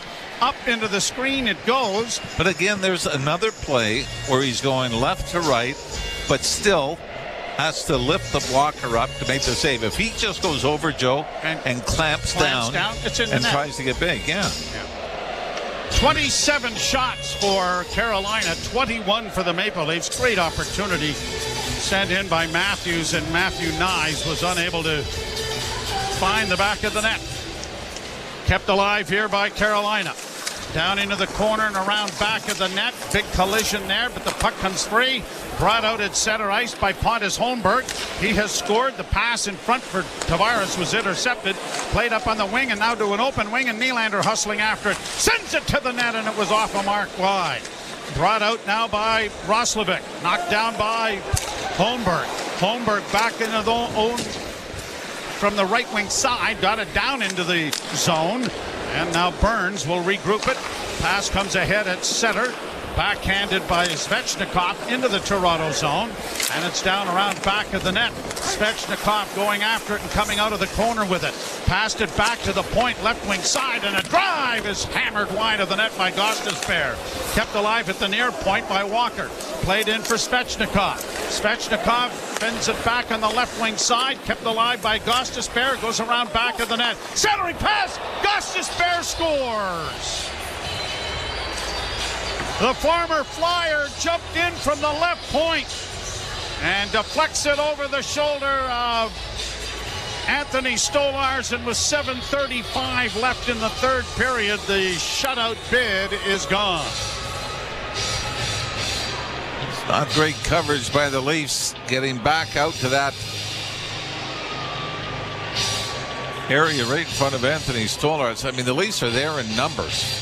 They've got 4 players surrounding Gostisbehere, but nobody latches onto him as he cruises to the front of the net and right at the top of the crease, the redirection to get Carolina on the board. I'm going to take some responsibility here. I was just looking something up. Oh, no. I know what you were doing. But you know what? You're a professional. You're a broadcaster. You have to look these things up and take in case you might responsibility. need it. Yeah. I have no idea what you're doing. Yeah, you do. It's 7:35 to go in a 4-0 game. Uh-huh. I shall stop. It's not like we're superstitious. No. Which is good, because if we were, it would drive us nuts. Wait. Not so... was it time Now, out? are they doing this? To look at something. Yeah, they're looking at something over on the bench, so a little extra time for Jordan Bean. All right, let's go offside. No. Oh. We saw the puck was on the right wing side, held right at the blue line. And it was Rantanen. Is the puck over the line? Oh, boy. Well, I'm going to go back and look some stuff up. Yeah, you go right ahead. Jordan, I'm looking this up. Jordan Bean and Sam Kim are 4 for 4 in challenges. Yeah, why wouldn't you? Well, I mean, you know why you wouldn't. If you're not 100% sure. No. And they're not. And they're not. Then you talk about, you do it and you lose, then it's 4-1 and they go on the power play. So it is 4-1. Maybe under different circumstances, they would have challenged this, but it was really close. And you know what had happened the other way, where the Leafs scored in Calgary. There was a goal that could have been goalie interference. And I remember Craig Berube post-game saying, I thought they challenged just based on the situation. Because the Leafs went up 5-2. And you're thinking, the game's over now in the third what's period. The worst thing that happened here? Yeah. So I think, even if the Leafs feel they were close in a different situation, that there's no sense trying to gift wrap an opportunity just in case. Are you 100% sure or 75%? Right? Here's McMahon. Centering pass! And a good play made by Kochkov to come out and take Domi out of the equation, or he had an empty net. Domi in across the line. Now for McMahon, a pass in front of the net is intercepted, and out come the Hurricanes, and it is flipped in by Jackson Blake. And whistle here. And now we've got Bobby McMahon tangled up. And is he going to get an arm free and throw a punch? Doesn't look like it. And that was with who? Walker? 26. Sean Walker. And McMahon's going to the box. Is Walker joining him? I would assume he will. So there'll be no power play here. 6:57 to play in the third period. By the way, Kochkov has sort of had a reputation with the poke check. Remember there was, I don't know whether it was a penalty shot or a shootout attempt by Brady Tkachuk in Ottawa. And he came out right. and 26, both players, 2-minute minor roughing. All right, so we're going to play a little bit of 4-on-4, but remember Brady Tkachuk went after. It was really what do you want? He went flying out with a Johnny Bauer poke check. McMahon got clipped on the cheek. There's some blood, and that's what stirred the confrontation. I don't know what the delay is here. Got a referee in front of the Carolina bench with his arm up. Now they're trying to decide, who's going to come on. And the Leafs were waiting for the Hurricanes to make the final change, and now they all match what they want. Matthews comes on with Marner. Walker initially caught Bobby McMahon at the Carolina blue line when the play was going up ice. Pass ahead for Marner. He circles with a left wing feed for Matthews. Matthews decides to bring it back. His defenseman, McCabe, fell down, and the Hurricanes have it back in their own zone. Burns going around back of the net. The veteran Brent Burns gets it up on the right side. Seth Jarvis across the line, taken to the boards efficiently there by McCabe. Puck comes up on the wing for Marner. Marner backhanding it just to get it out. Burns lost it. Marner almost intercepted that, but it's brought back in now by Yost. Played into the slot, a backhand pass in front. Matthews intercepts, and he sends it towards an empty net. And it's wide. Will you pay attention? Would you just pay attention would you let me know when the net's empty? What are you doing here? That bear has a Leaf jersey on. That's so funny. There's Jimmy Holmstrom on big screen. All right, maybe both of us should pay attention, right? 6 minutes to go in the game. Here's an extra man on for Carolina. Gostisbehere with a shot, blockered away, and still free, cleared out and down, off the far boards. Slow down. Yeah, icing call. 52 seconds to go. So, I mean, it's a 5-on-4, obviously with Carolina, but you can't ice the puck. This is like the ultimate penalty kill challenge. Yeah. Wasn't it in the WHA? They didn't allow you to ice the puck if there was a penalty. I thought that was one of the rules that was different. Yeah, initially, yeah. Not sure how long it lasted. Pass knocked away by Marner, but kept alive at the point. A drive by Gostisbehere stopped. The rebound, another shot. That was blocked in front of the net by McCabe. Boy, Stolarz, I don't think Anthony Stolarz knew where that puck was. He moved to his right, and the puck hit a wall of players in front of him and bounced to his left. And fortunately for the Leafs, we're going to get a timeout here with 5:38 to go. And Kochkov is on the ice. Not sure whether he'll come back into the net.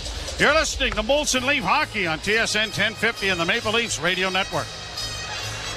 The NFL's top draft prospects are ready to show their skills at the 2025 Scouting Combine. The most dynamic player in college football, Travis Hunter. And SiriusXM NFL Radio will have exclusive interviews with prospects, head coaches, and general managers as they prepare for the NFL Draft. There is a surplus at certain positions this year where, hey, if we don't get one free agency, it's pretty deep in the draft. Coverage kicks off Tuesday at 9 a.m. Eastern on SiriusXM NFL Radio Channel 88 and the SiriusXM app.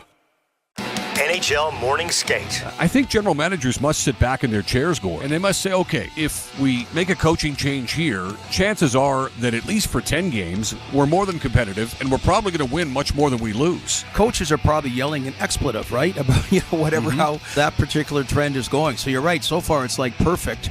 NHL Morning Skate with Scott Laughlin and Gord Stellick. Weekdays, 7 a.m. Eastern on NHL Network Radio, SiriusXM 91, and the SiriusXM app. Feel the excitement of the UEFA Champions League knockout stage on SiriusXM FC. Europe's best clubs. What a start for Inter! And Barca are level! Brilliant Arsenal goal! The world's brightest stars. Mbappe! Kane! Salah to score! All chasing club soccer's ultimate prize. A new page in their glorious history! The Champions League knockout stage, where legends are made. On SiriusXM FC, channel 157 in the car, and the SiriusXM app. The best hockey lives here. Burns gets it back, stick handles to the backhand, moves in front, score! NHL play-by-play on SiriusXM. Carolina going with an extra attacker. Kochkov on the bench, who caught us quickly by surprise as Rod Brindamore, with 6 minutes left, down 3, trying to get back into this game, and they win the face-off. Gostisbehere, pass knocked out of the air by Marner, but maintained and played around back of the net. Good hit there by the Leafs. Tanev trying to get it ahead. Matthews backhanded it, and it was aimed for the empty net, but it was gloved down by Gostisbehere in the center ice. Shot back in again. Will Anthony Stolarz take a look at the empty net, and a one-timer scores! Svechnikov, public enemy number 1 in this game, has made it 4-2 with 6 attackers, or with an extra attacker on the ice. And there's still some time left. Leafs kind of got caught where all 4 men collapsed back, and Svechnikov, he's well inside the top of the circle and nobody near him, Joe. And he lets it go. I think this goes through Jake McCabe and then through the pads of Stolarz. Oh, this goes off Jake McCabe. It goes off the left skate of the Leaf defenseman. So a fortunate break for the Hurricanes. 17 seconds left in the 4-on-4 penalty. So I imagine Carolina wins the faceoff. You might see Kochkov go right back to the Carolina bench. 18th of the season. He had an assist on the Gostisbehere goal, and Svechnikov gets his 18th of the season here. Hurricanes break it out and down the left wing. Goaltender stays in the net. Shot stopped by Stolars, but the rebound is fired at the goal. It bounces in front and they score! Holy Mackinac, Slavin scores, and with 4:54 to go, an insurmountable 4-0 lead has turned into a nail-biting 4-3 advantage. I know when talking to Anthony Stewart after the second period, and he said the one thing you need when you have a comeback is some fortunate bounces, and Carolina has just had 2 back-to-back. One off the skate of Jake McCabe and in, and now this is a blocked shot in front of Stolars, and it just lobs up in the air and skips once and lands on the stick of Jacob Slavin, who's wide open to the left of Stolars. And by the time everybody finds it, Stolars can't miss the empty net that he tucks it into. And buckle up, kids. 5th of the season, and the Leafs have used their timeout hoping to get an offside, so that will not be materializing here either. But the Hurricanes with a long shot, Stolars the save, and he covers up on it, but it's got everybody a little more interested in this game. Hindsight being 20/20. How close was the first goal to being offside? I mean, it's easy to say now. You think now you do the smart thing. You're going to say, hey, it's 4-1. We don't want to give them a chance by going on the power play. Didn't see enough of the replay to really... Yeah. But you're right. Boy, I mean, 2 fortunate bounces. I mean, so in a sense, let's say you might have got the call on that. There's 3 breaks that Carolina gets in their comeback. Offside at the Toronto blue line. 4:25 left to play in the third period. A 4-0 lead has all but evaporated.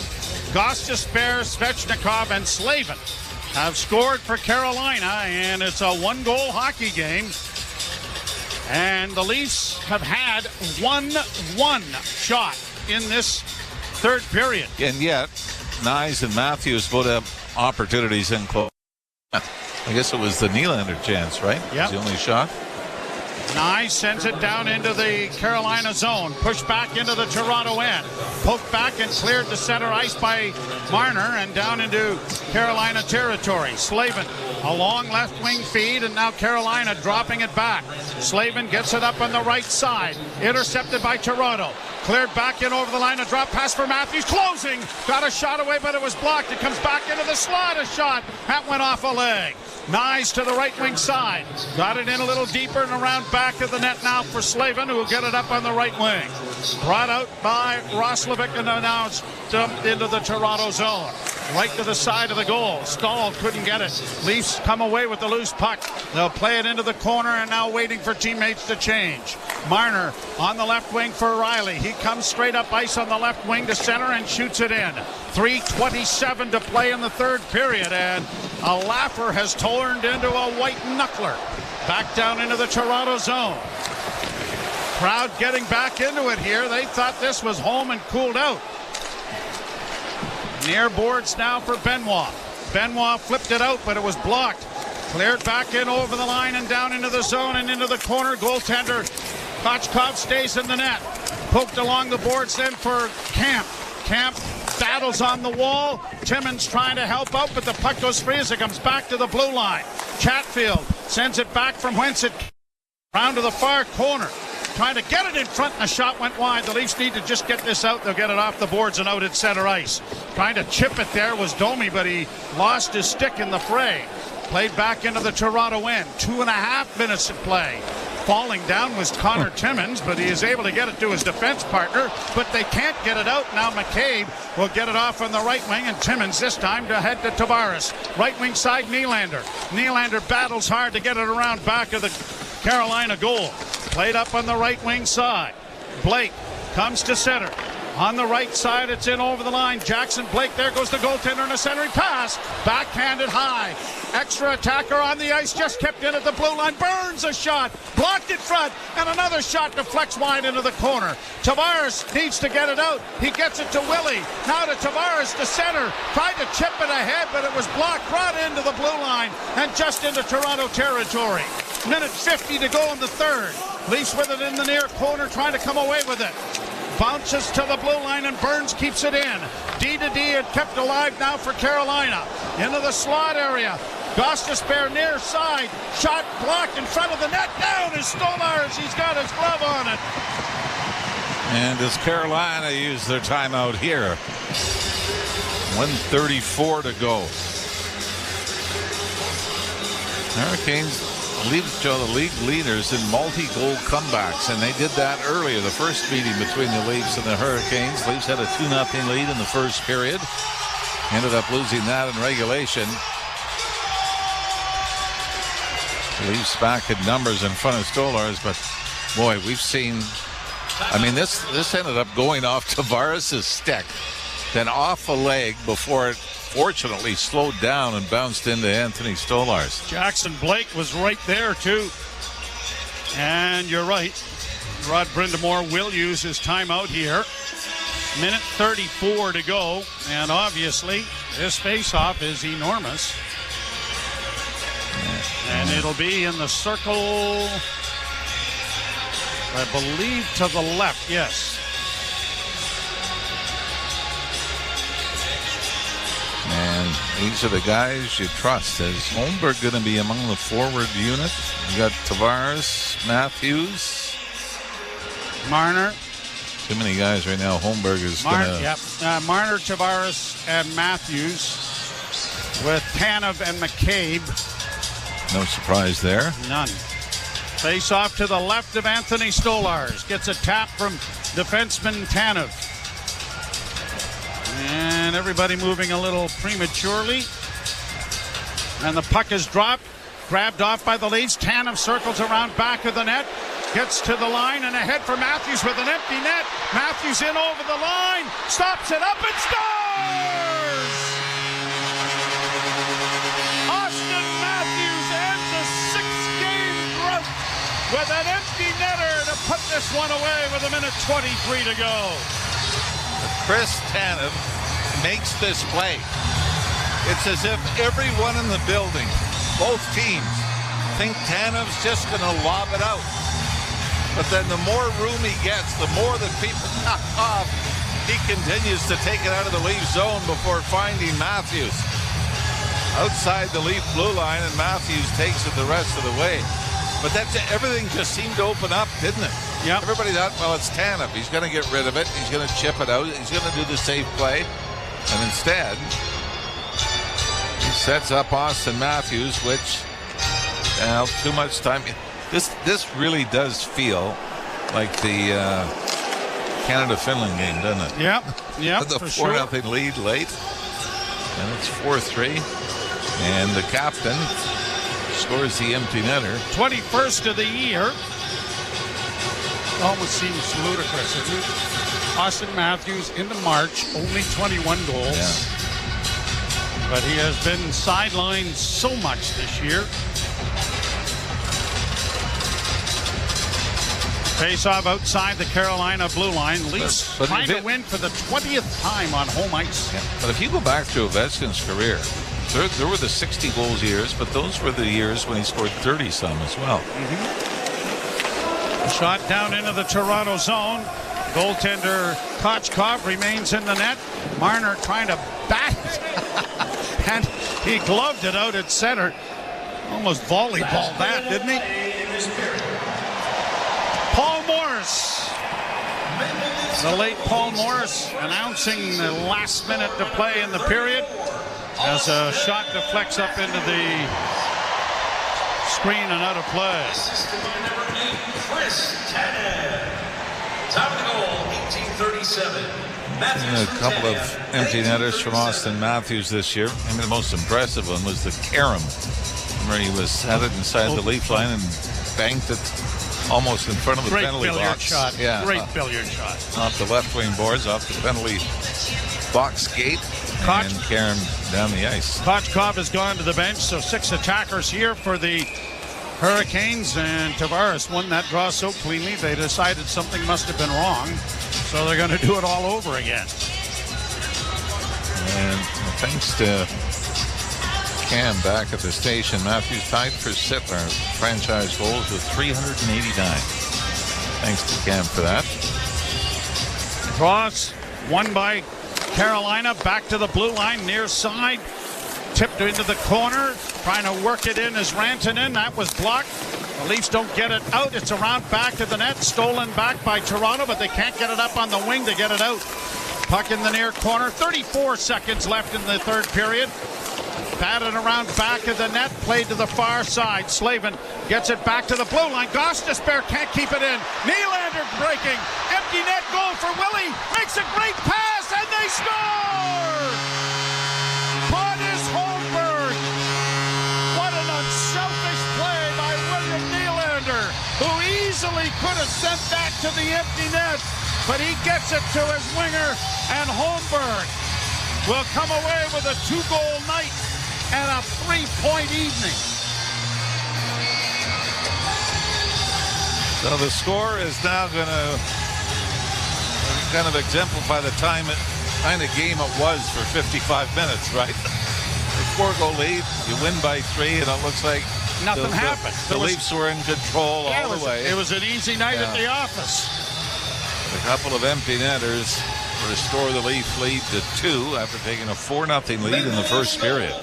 And it stayed that way until late here in the third after the Carolina comeback push. The Leafs seeded the empty netters to pull this game away and will pull within a point of the Florida Panthers, who lost to Seattle tonight in regulation. Final seconds. Top spot in the division. Ticking down. Alice, the gunner, Bob Prince, the baseball announcer with the Pittsburgh Pirates. We had them all the way. Yeah, it was, I mean, you love this art, and it is, I mean, you would love to see it, and, you know, Carolina is going to be as tough a test as you can get when you've got that early lead. You want to have the mentality, we're going to keep going forward, but you know, we just can't give up anything. And that worked up until the last 5 or 6 minutes of regulation. In fairness, 2 of the goals were really fortuitous bounce. Yeah, but, you know, I guess that's when you always say, okay, if we would have done this, if we would have got the puck deeper on this, and you can kind of overanalyze it. But Carolina is, you know, is always considered one of the top teams in the conference, and a lot of writers and broadcasters would pick them to be going to the Stanley Cup Final. So this is a team that the Leafs obviously have to measure themselves against as they try to march themselves up the standings in the Atlantic Division. After a 4-0 first period, scoreless second, Carolina got back into the game, but the Leafs scored 2 into the empty net and will win it by a score of 6-3. We send along an invite to join us tomorrow night, 7 o'clock. The Maple Leafs will be down in Chicago at the United Center, and we'll have that action for you, and we hope that you will join us then. Stay tuned for Anthony Stewart and Jim Taddy in the postgame show. You've been listening to Molson Leaf Hockey on TSN 1050 and the Maple Leafs Radio Network. Turn down the noise and fall asleep faster. Drift off to indie sleep. Got the music in me, babe, it's sounding loud. A channel that wraps you in an atmospheric mix of hushed indie sounds, dream pop, and instrumentals. Find Indie Sleep and a collection of other calming channels and podcasts in the SiriusXM app. Just search Sleep. Hockey 24/7 on SiriusXM NHL Network Radio. Playing in the Four Nations face-off for Team USA, Connor Hellebuck. How do you feel about getting a chance to play for USA? The type of hockey it's going to be fun. There's going to be some high-pressure games. You're going to be putting your country's jersey on. You're representing your country. I think we're going to have a great fan base around us, and I'm really looking forward to what it brings. SiriusXM NHL Network Radio. SiriusXM 91. And on your schedule with the SiriusXM app. From in the crease to in the locker room. Four Nations Team Canada Face-Off Associate GM Jim Nill. You as a manager view goaltending going into the tournament in February. You know, we're talking about two of the guys that won Stanley Cups and play in those type of pressure games. That's a pretty good resume to have. So we're pretty confident with it and pretty confident with the team that we're going to have playing in front of them.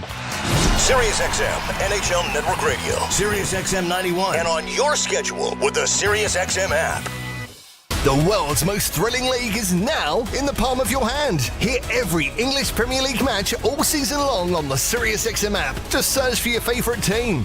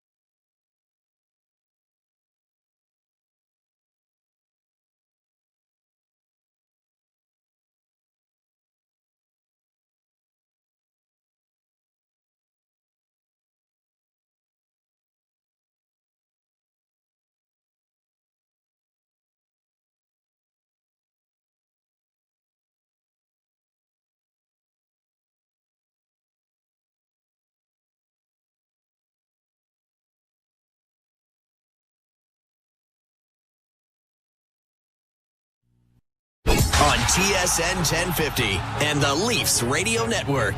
The Leafs live here. And the puck is dropped, grabbed off by the Leafs. Tanev circles around back of the net, gets to the line and ahead for Matthews with an empty net. Matthews in over the line, stops it up and scores! Austin Matthews ends a 6-game drought with an empty netter to put this one away with 1:23 to go. And ties Daryl Sittler in the all-time Leafs goal-scoring list. Look out, Daryl! Austin scores! 6-3 the final score. Welcome to Leafs Game Night, the post-game show live from Scotiabank Arena. Jim Taddy, former NHLer Anthony Stewart with you, and Jimmy Ralph, kind enough to hang around. Ralphie 6-3 was sort of the way the game went, but getting there was all the fun. Yeah, I mean, talking to Stewie, I think it's our fault because at the end of the second period, we said, anytime there's a comeback, a multi-goal comeback, there's funny bounces that lead to goals. Yeah. And then you see, and then you go back, and I remember Craig Berube said, remember the game in Calgary? The Leafs were up 4-2, I think it was, in the third period. Leafs scored a goal, and there might have been goalie interference. It might have been one of those that you might have been, thought they would challenge it based on the score. So I think when Gostisbehere made it 4-1. Yeah. And you're thinking, is it 100% or not? Well, if you're wrong, now you put them on the power play. So based on the score, you probably don't challenge there. And yet they took a long look. Yeah, they still managed to come back and make it way too interesting. It was really a lot like the Canada-Finland game. You control everything, right. Late goals, and then you need your captain to put one in the empty net. Were you surprised at all by just sort of the ending here based on what's been going on in the NHL tonight with all the Twilight Zone types of scores and just coming back from the break? So, yes, they did find a way to get the win, but were you surprised by how they got it tonight? Yes and no. I mean, Carolina, I think, is one of the league leaders in multi-goal comebacks. And you remember the game in Carolina, the Leafs were up 2-0 in the first 7 minutes. Nylander hit some goalposts. They could have been up more. So I think Carolina certainly has earned the reputation as a team that you can never take your foot off the gas. But like we said, you had the Gostisbehere goal. I'm sure Berube doesn't like the coverage. You had four guys all around Gostisbehere. Nobody was able to take him going to the net. But after that, the second goal, the Svechnikov goal goes off Jake McCabe skating in, and then the fluky bounce that led to the Slavin goal. So those were the hands of the hockey gods that sort of wanted to make things a little more interesting than they probably should have been, according to Craig Berube. First game back after 2 weeks for a lot of the players on the ice tonight, and for others it was a bit of a jam to get here. But you don't want to overanalyze this, but I thought it was a really nice storyline early for Steves to contribute the way he did, and for Holmberg to contribute the way he did throughout the whole game. Yeah, well, I thought through the first two periods, like, after he scored the first goal, you say, oh, you know what, he's going to be one of the game stars. He scored his first NHL goal. And then by the second period, you're saying, I mean, he deserves to be a star of the game. It's not a courtesy pick for him. And, they were good, very noticeable the first 40 minutes. And you're not always going to get that out of your fourth line. But I think ideally when you get into the postseason, you need games like this against good competition where you're kind of the guys you're not expecting to come through, score some big ones for you. Tough to really fault Stolarz on any of those 3 goals there. 3 goals in the last 2.5 minutes. But how did you evaluate his performance tonight? I thought he was great. I thought he was solid. There wasn't that bad one because anytime I think in the first 2 periods, after the Leafs take that 4-0 lead, I think if you're Carolina, you're saying, let's just get one. Let's just get one. They eventually get it. But it comes a little too late, and Stolarz was the reason they didn't get it. Even if they get one in the second period and it's 4-1 into the third, it might change how the rest of the game goes. So, I thought he was solid, and you love the fact that with Joseph Woll going tomorrow night in Chicago, it's not where you're saying we got to play our backup now. Yeah. Now you got your other number one guy that you throw in. Yeah, so we've got a real stretch run here where both these guys can find their role and support each other, which is new. Yeah, and let's face it, the surprise to the league this year is in Washington. And they've split Charlie Lindgren and the other left, Logan Thompson. They've pretty much split them down the middle. And Logan Thompson would probably get the edge when it comes to a playoff series. But you remember, Charlie Lindgren got them into the postseason last year. Yeah, with some spectacular play. So they've had that luxury as well. I know we talk about Strome, we talk about Ovechkin's chase, and how guys like Connor McMichael have been able to put up points in Washington. But it still goes back to that goalie combination for me. That every night, whether it's back-to-backs, whether you got a tough part of the schedule, you got either guy you put in, and they get the job done. Very, very premature, but is it a little early to look ahead and saying their pathway towards making the Stanley Cup final? Do they have to finish atop of their division? Oh, God, yeah. I mean... Look ahead. Yeah, there's no freebies there. I know. It's, it's one of those things you look at it and you're saying, well, it could still... Boston gets it. It could still be Boston. It could still be, if Tampa slips a little bit, it could be Ottawa. So it is one of those where you say... Careful what you wish for, right? Remember the "We Want Florida" chants when they got Florida instead of Boston. So, you're going to have to beat the good ones, but you would like some help, like somebody knock another giant down along the way. I think the biggest fear is getting. It may not get to the point where you're going to play Florida in the first round. That's going to have to be a 2-3 matchup. But you might want to stay away from saying getting Tampa in the first round again, because Tampa, let's face it, they've got guys that have won before, and they would scare you. Not that you would look at anybody else as a favorable opponent, but you might want to just sort of mix things up a little bit and get back to the point where if there's a Game 7 in the first round, it's on home ice. So let's go back to the Four Nations. Did you feel after the Team Canada win that the roles that Marner and Austin Matthews played for their respective teams was sort of like a side benefit that could help later on in the Leafs playoff run? Yeah, now we talked about this, and only half jokingly. There are people, that hate the Montreal Canadiens. There are people that hate the Leafs. And, for the Leaf haters, this was the perfect final. Because we can pick on one of them isn't going to win the big game. It's not that one will. Yeah. One didn't. And both of them had 2 assist nights in the final game. Austin Matthews had 2 great chances in overtime to win it. So I would say yes. And then, people are going to laugh and say, oh, yeah, Matthews couldn't do it. But nobody's saying, hey, Mitch Marner really came through. We're going to go with the negative side. So, yeah, I think that was when you consider that it may not be best on best as far as the entire world is concerned. There was a lot of talent that wasn't in that tournament.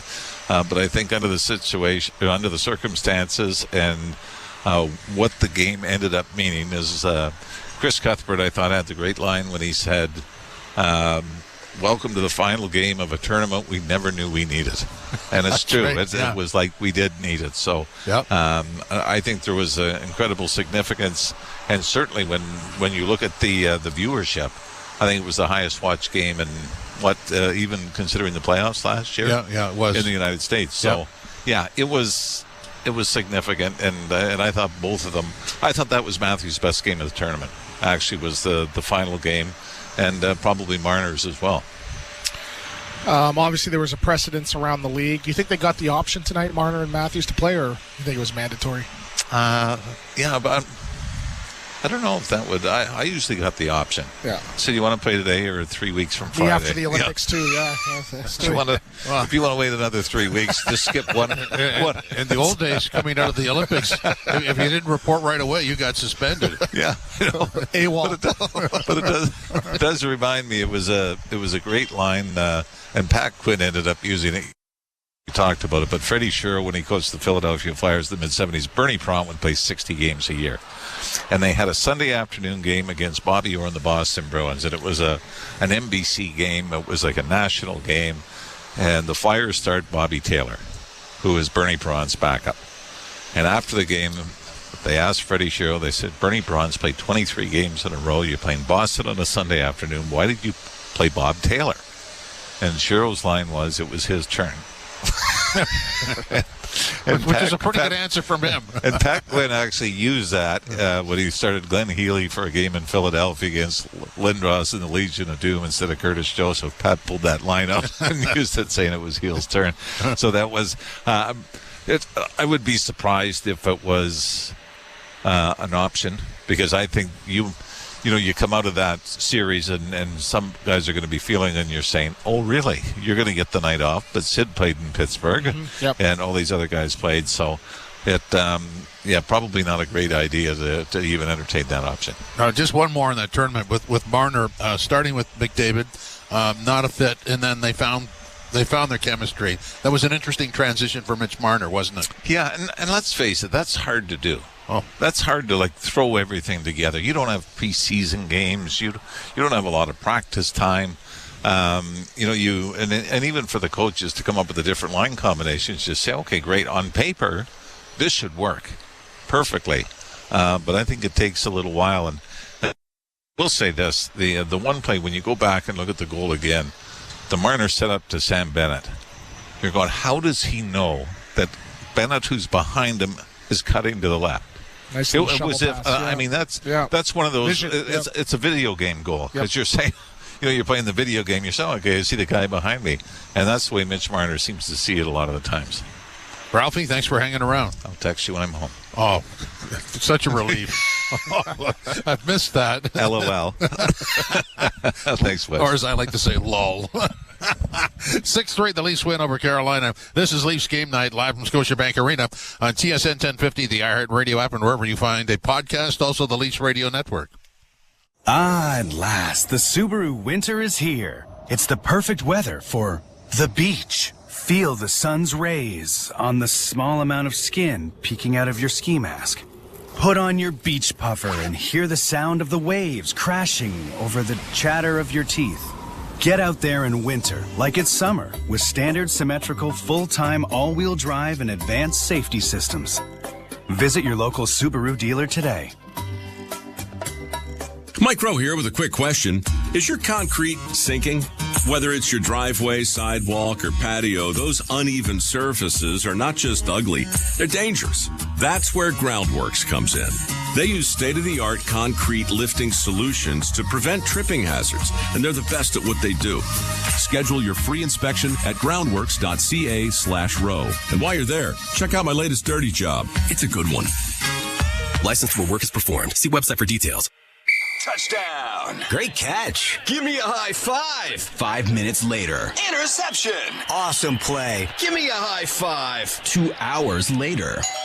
Eddie, did you order 20 high five specials from 2-for-1 Pizza? You kept asking for high fives. I meant... never mind. I'm hungry. High five. Buy any large traditional pizza and get up to 3 medium one-topping pizzas for just $5 each. 2-for-1 pizza. 2-for-1. Leafs game night live from Scotiabank Arena. 6-3. The Leafs win over visiting Carolina. Getting there was all the fun. 4-0. 16 minutes into the game. Carolina with that wacko rally in the third period when things started to bounce their way, and then all of a sudden the Leafs decided to stand up with a couple of empty net goals, and Austin Matthews, his 21st of the season, sealed it for sure.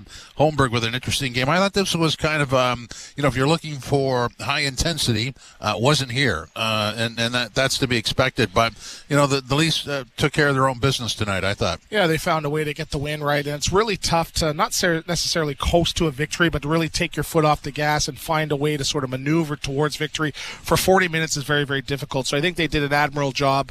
Yes, they had a 4 or 5 minute span where they sort of got caught, but there was some bad bounces. Bad bounces, bad luck, and that's why I wanted to talk to Ralphie. I couldn't really fault Stolarz on any of those goals. I think he had a really solid night.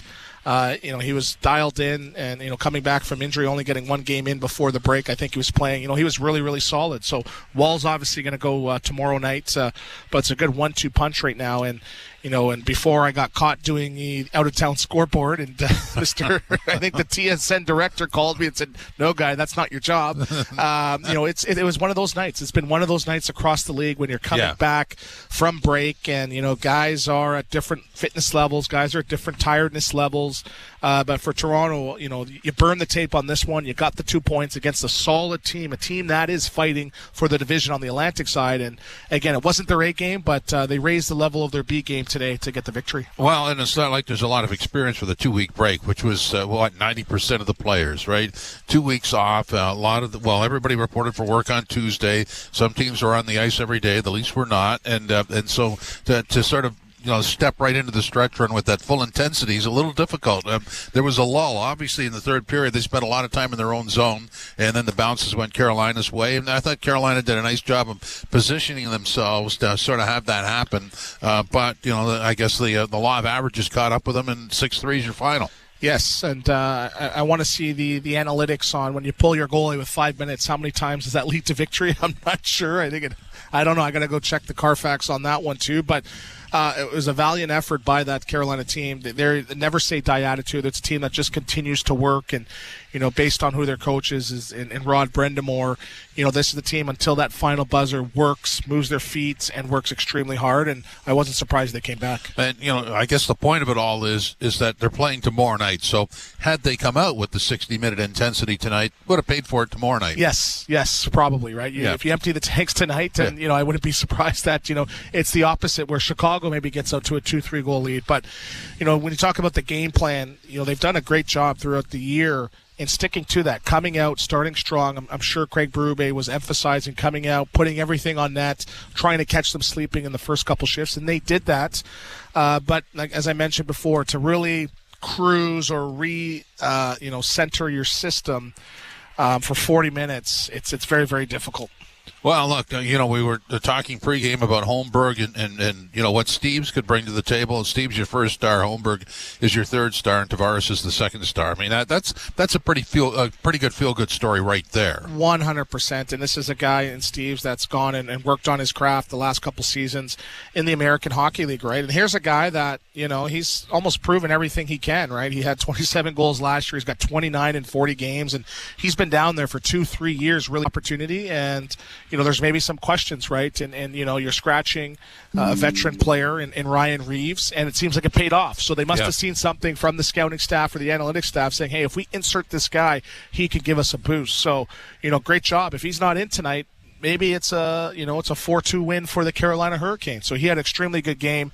He moved his feet. He looked like a seasoned pro. So kudos to the coaching staff down in the minors, because you've seen the Grebenkins, you've seen the Mentons, you've seen guys come in and not really miss a beat. He didn't look out of place tonight, so that's a real great compliment to down there in the Marlies. Yeah, and you mentioned Reeves not dressing. Let's not forget Pacioretty injured, Yarncroke on his way back, and Dewar hurting as well. So they have some options here. There's actually a lot of depth there. Yeah, good problem to have, right? Where we were talking about 2.5 months ago where, like, who's coming up from the East Coast League, right? They had 7 guys in the American Hockey League. So depth is the name of the game. And, now as, you're getting into end of February, March, there's going to be some injuries and there's going to be some additions at the trade deadline.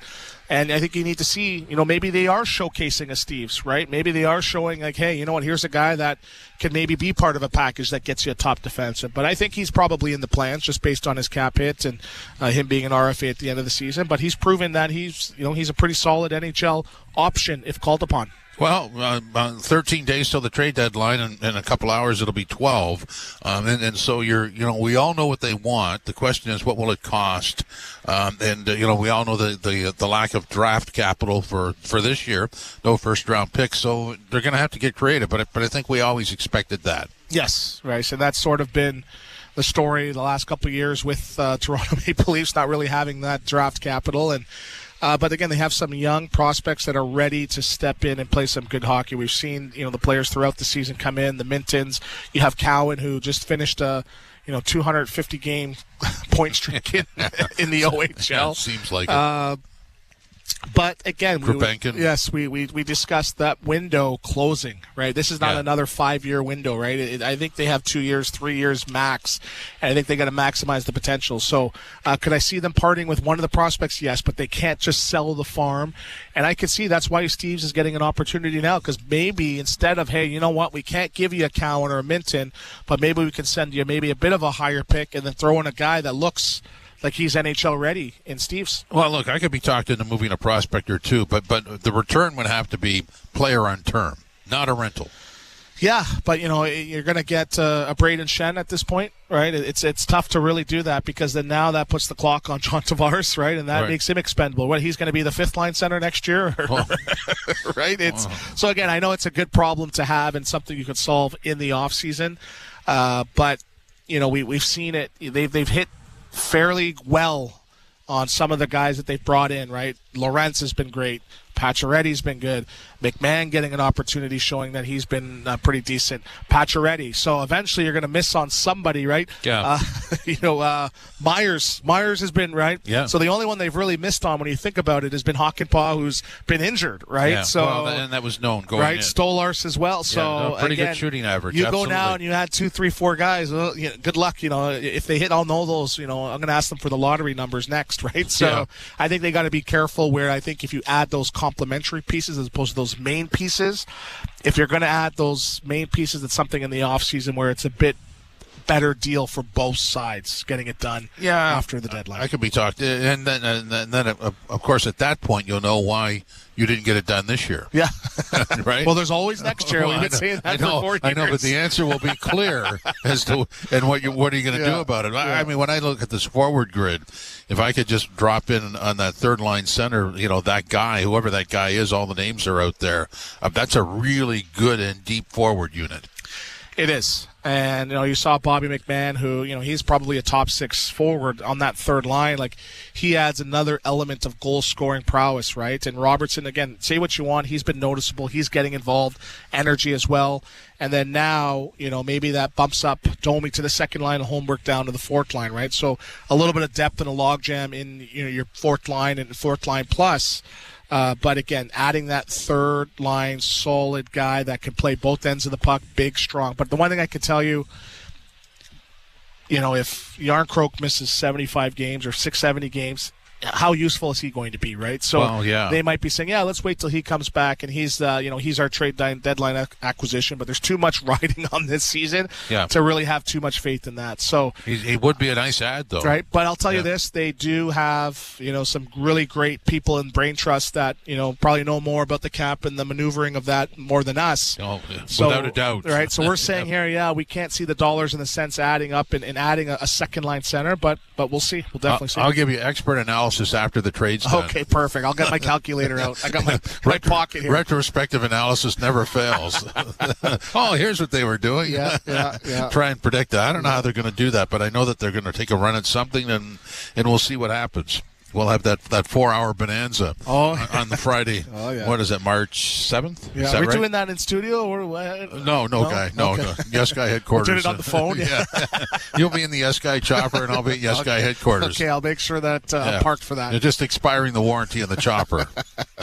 Well, let's take a break. This is Leafs Game Night, live from Scotiabank Arena, 6-3 over Carolina on TSN 1050, the iHeart Radio app, and the Leafs Radio Network.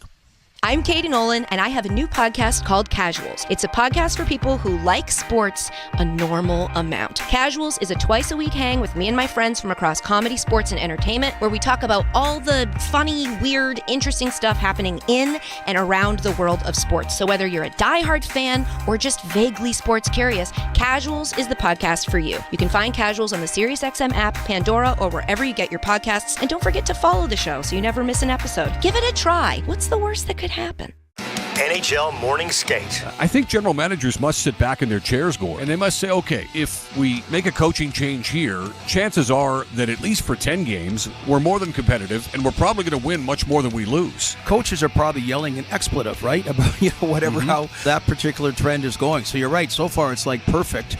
NHL Morning Skate with Scott Laughlin and Gord Stellick. Weekdays, 7 a.m. Eastern on NHL Network Radio, SiriusXM 91, and the SiriusXM app.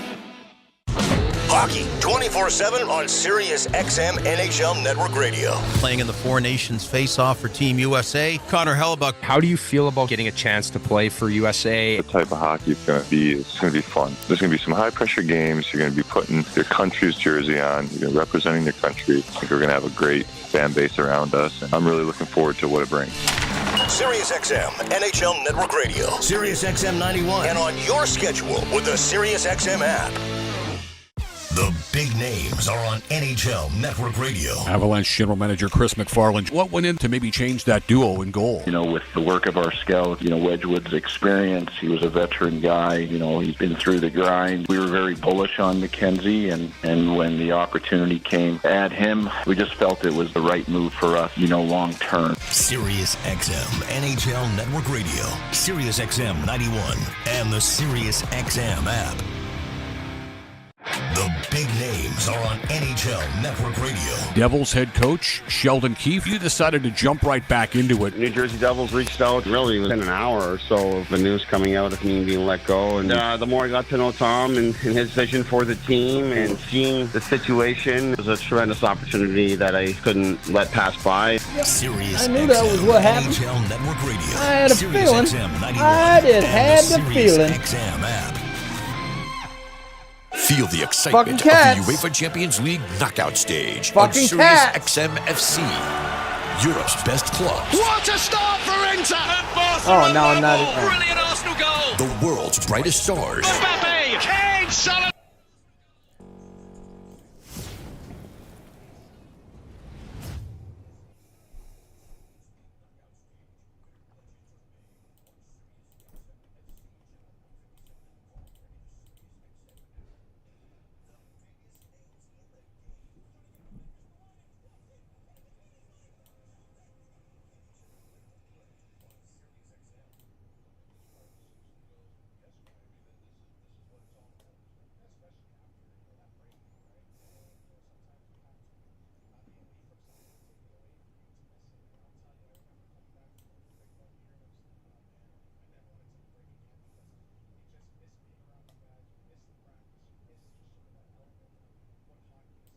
Finally, oh my God, finally, there it is.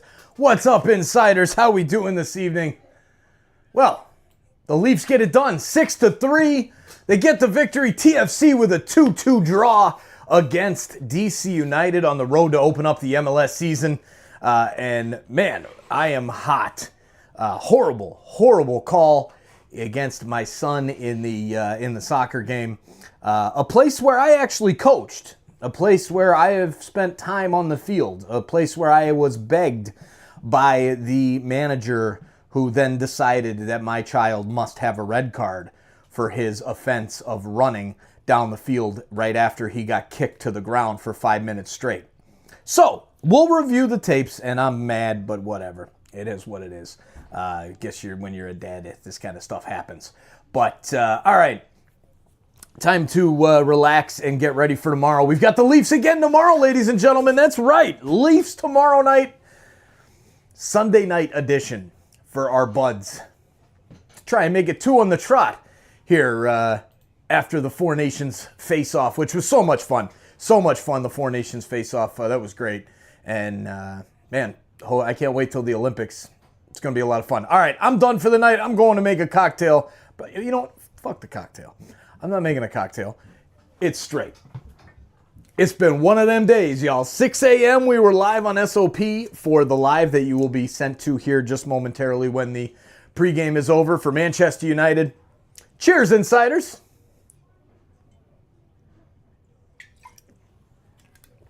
And then we're heading... Whew, yeah, that's good. Then we are heading to... God, I think I have another stream somewhere. I can't even remember. I got to get that schedule up. But for me personally, like today, I was at 2 different volleyball tournaments in 2 different locations. Kids playing at the same time. And gonna go make a short video with the 2 lives to celebrate TFC. And then as well, we're going to then go to bed. And we'll see you guys tomorrow because I'm exhausted. Cheers one more time. Johnny Walker, Black Label, if you're listening. We're looking for our first sponsor. We're about to hit 100,000. I'm really hoping we can get our first sponsor before 100,000 subscribers. But the subscribers that have been, or the guys that have been reaching out, the advertisers that have been reaching out, not good enough. We need to get the real deal type stuff. And something that you will all see as well here in the very near future. We have actually, instead of getting sponsored, we are going to be the sponsor here at Toronto Sports Insider. So the amazing work that Leafs Jelly HD does, I can't wait to officially announce the partnership there. But when you see those highlights, we're doing some big stuff together. We are going to grow each other's channels as much as we can possibly help each other. We are. And I can't wait to work with Jelly. And it's going to be awesome. It's going to be a lot of fun. Anyways, good night, everybody. Carmen, Kyle, Byrne, Steph. Anybody else is still here? Anybody else? Jason Cardigan. There you go. TV broke. Just found you guys for the game via radio. Awesome. Ralph, Holy Mackinac, and the Tat Man. Effing tremendous. Jason, I love it. Thanks for finding us. That's what we do here at TSI. We're live for all the Toronto sports and all the sports. We'll see you guys tomorrow. Good night, everybody. Your first. Yeah. I'm a little bit jealous as mine was a tap in, but he had a really great release. So Steve scoring his first career NHL goal with all the adversity that he's gone through, him scoring a highlight reel goal and hearing the crowd chant. Definitely a highlight of the night for me. Stu, thanks very much. Thanks a lot. All right, 6-3, the Leafs over Carolina. This is Leafs Game Night live from Scotiabank Arena. TSN 1050, the iHeartRadio app, and the Leafs Radio Network. This is former MLB GM Jim Bowden with an important message for fantasy baseball players. Mondays at 1 p.m. Eastern, I'm joined by former general manager Steve Phillips, and we'll talk fantasy baseball to help you draft a winning lineup. From player projections to draft strategies, we bring our big league experiences to provide you with the fantasy baseball advice you crave. I'm definitely going to take a position player with my first 2 picks. I will be able to find pitching later in the draft. The GM's Corner, Fantasy Sports Radio, Channel 87, and on the SiriusXM app. From in the crease to in the locker room.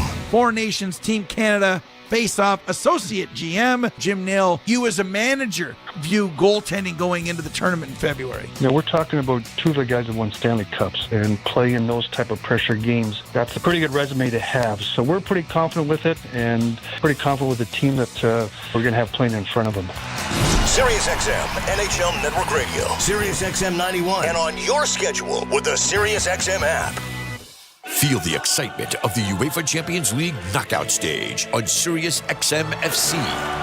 Europe's best clubs. What a start for Inter! And Barca are level!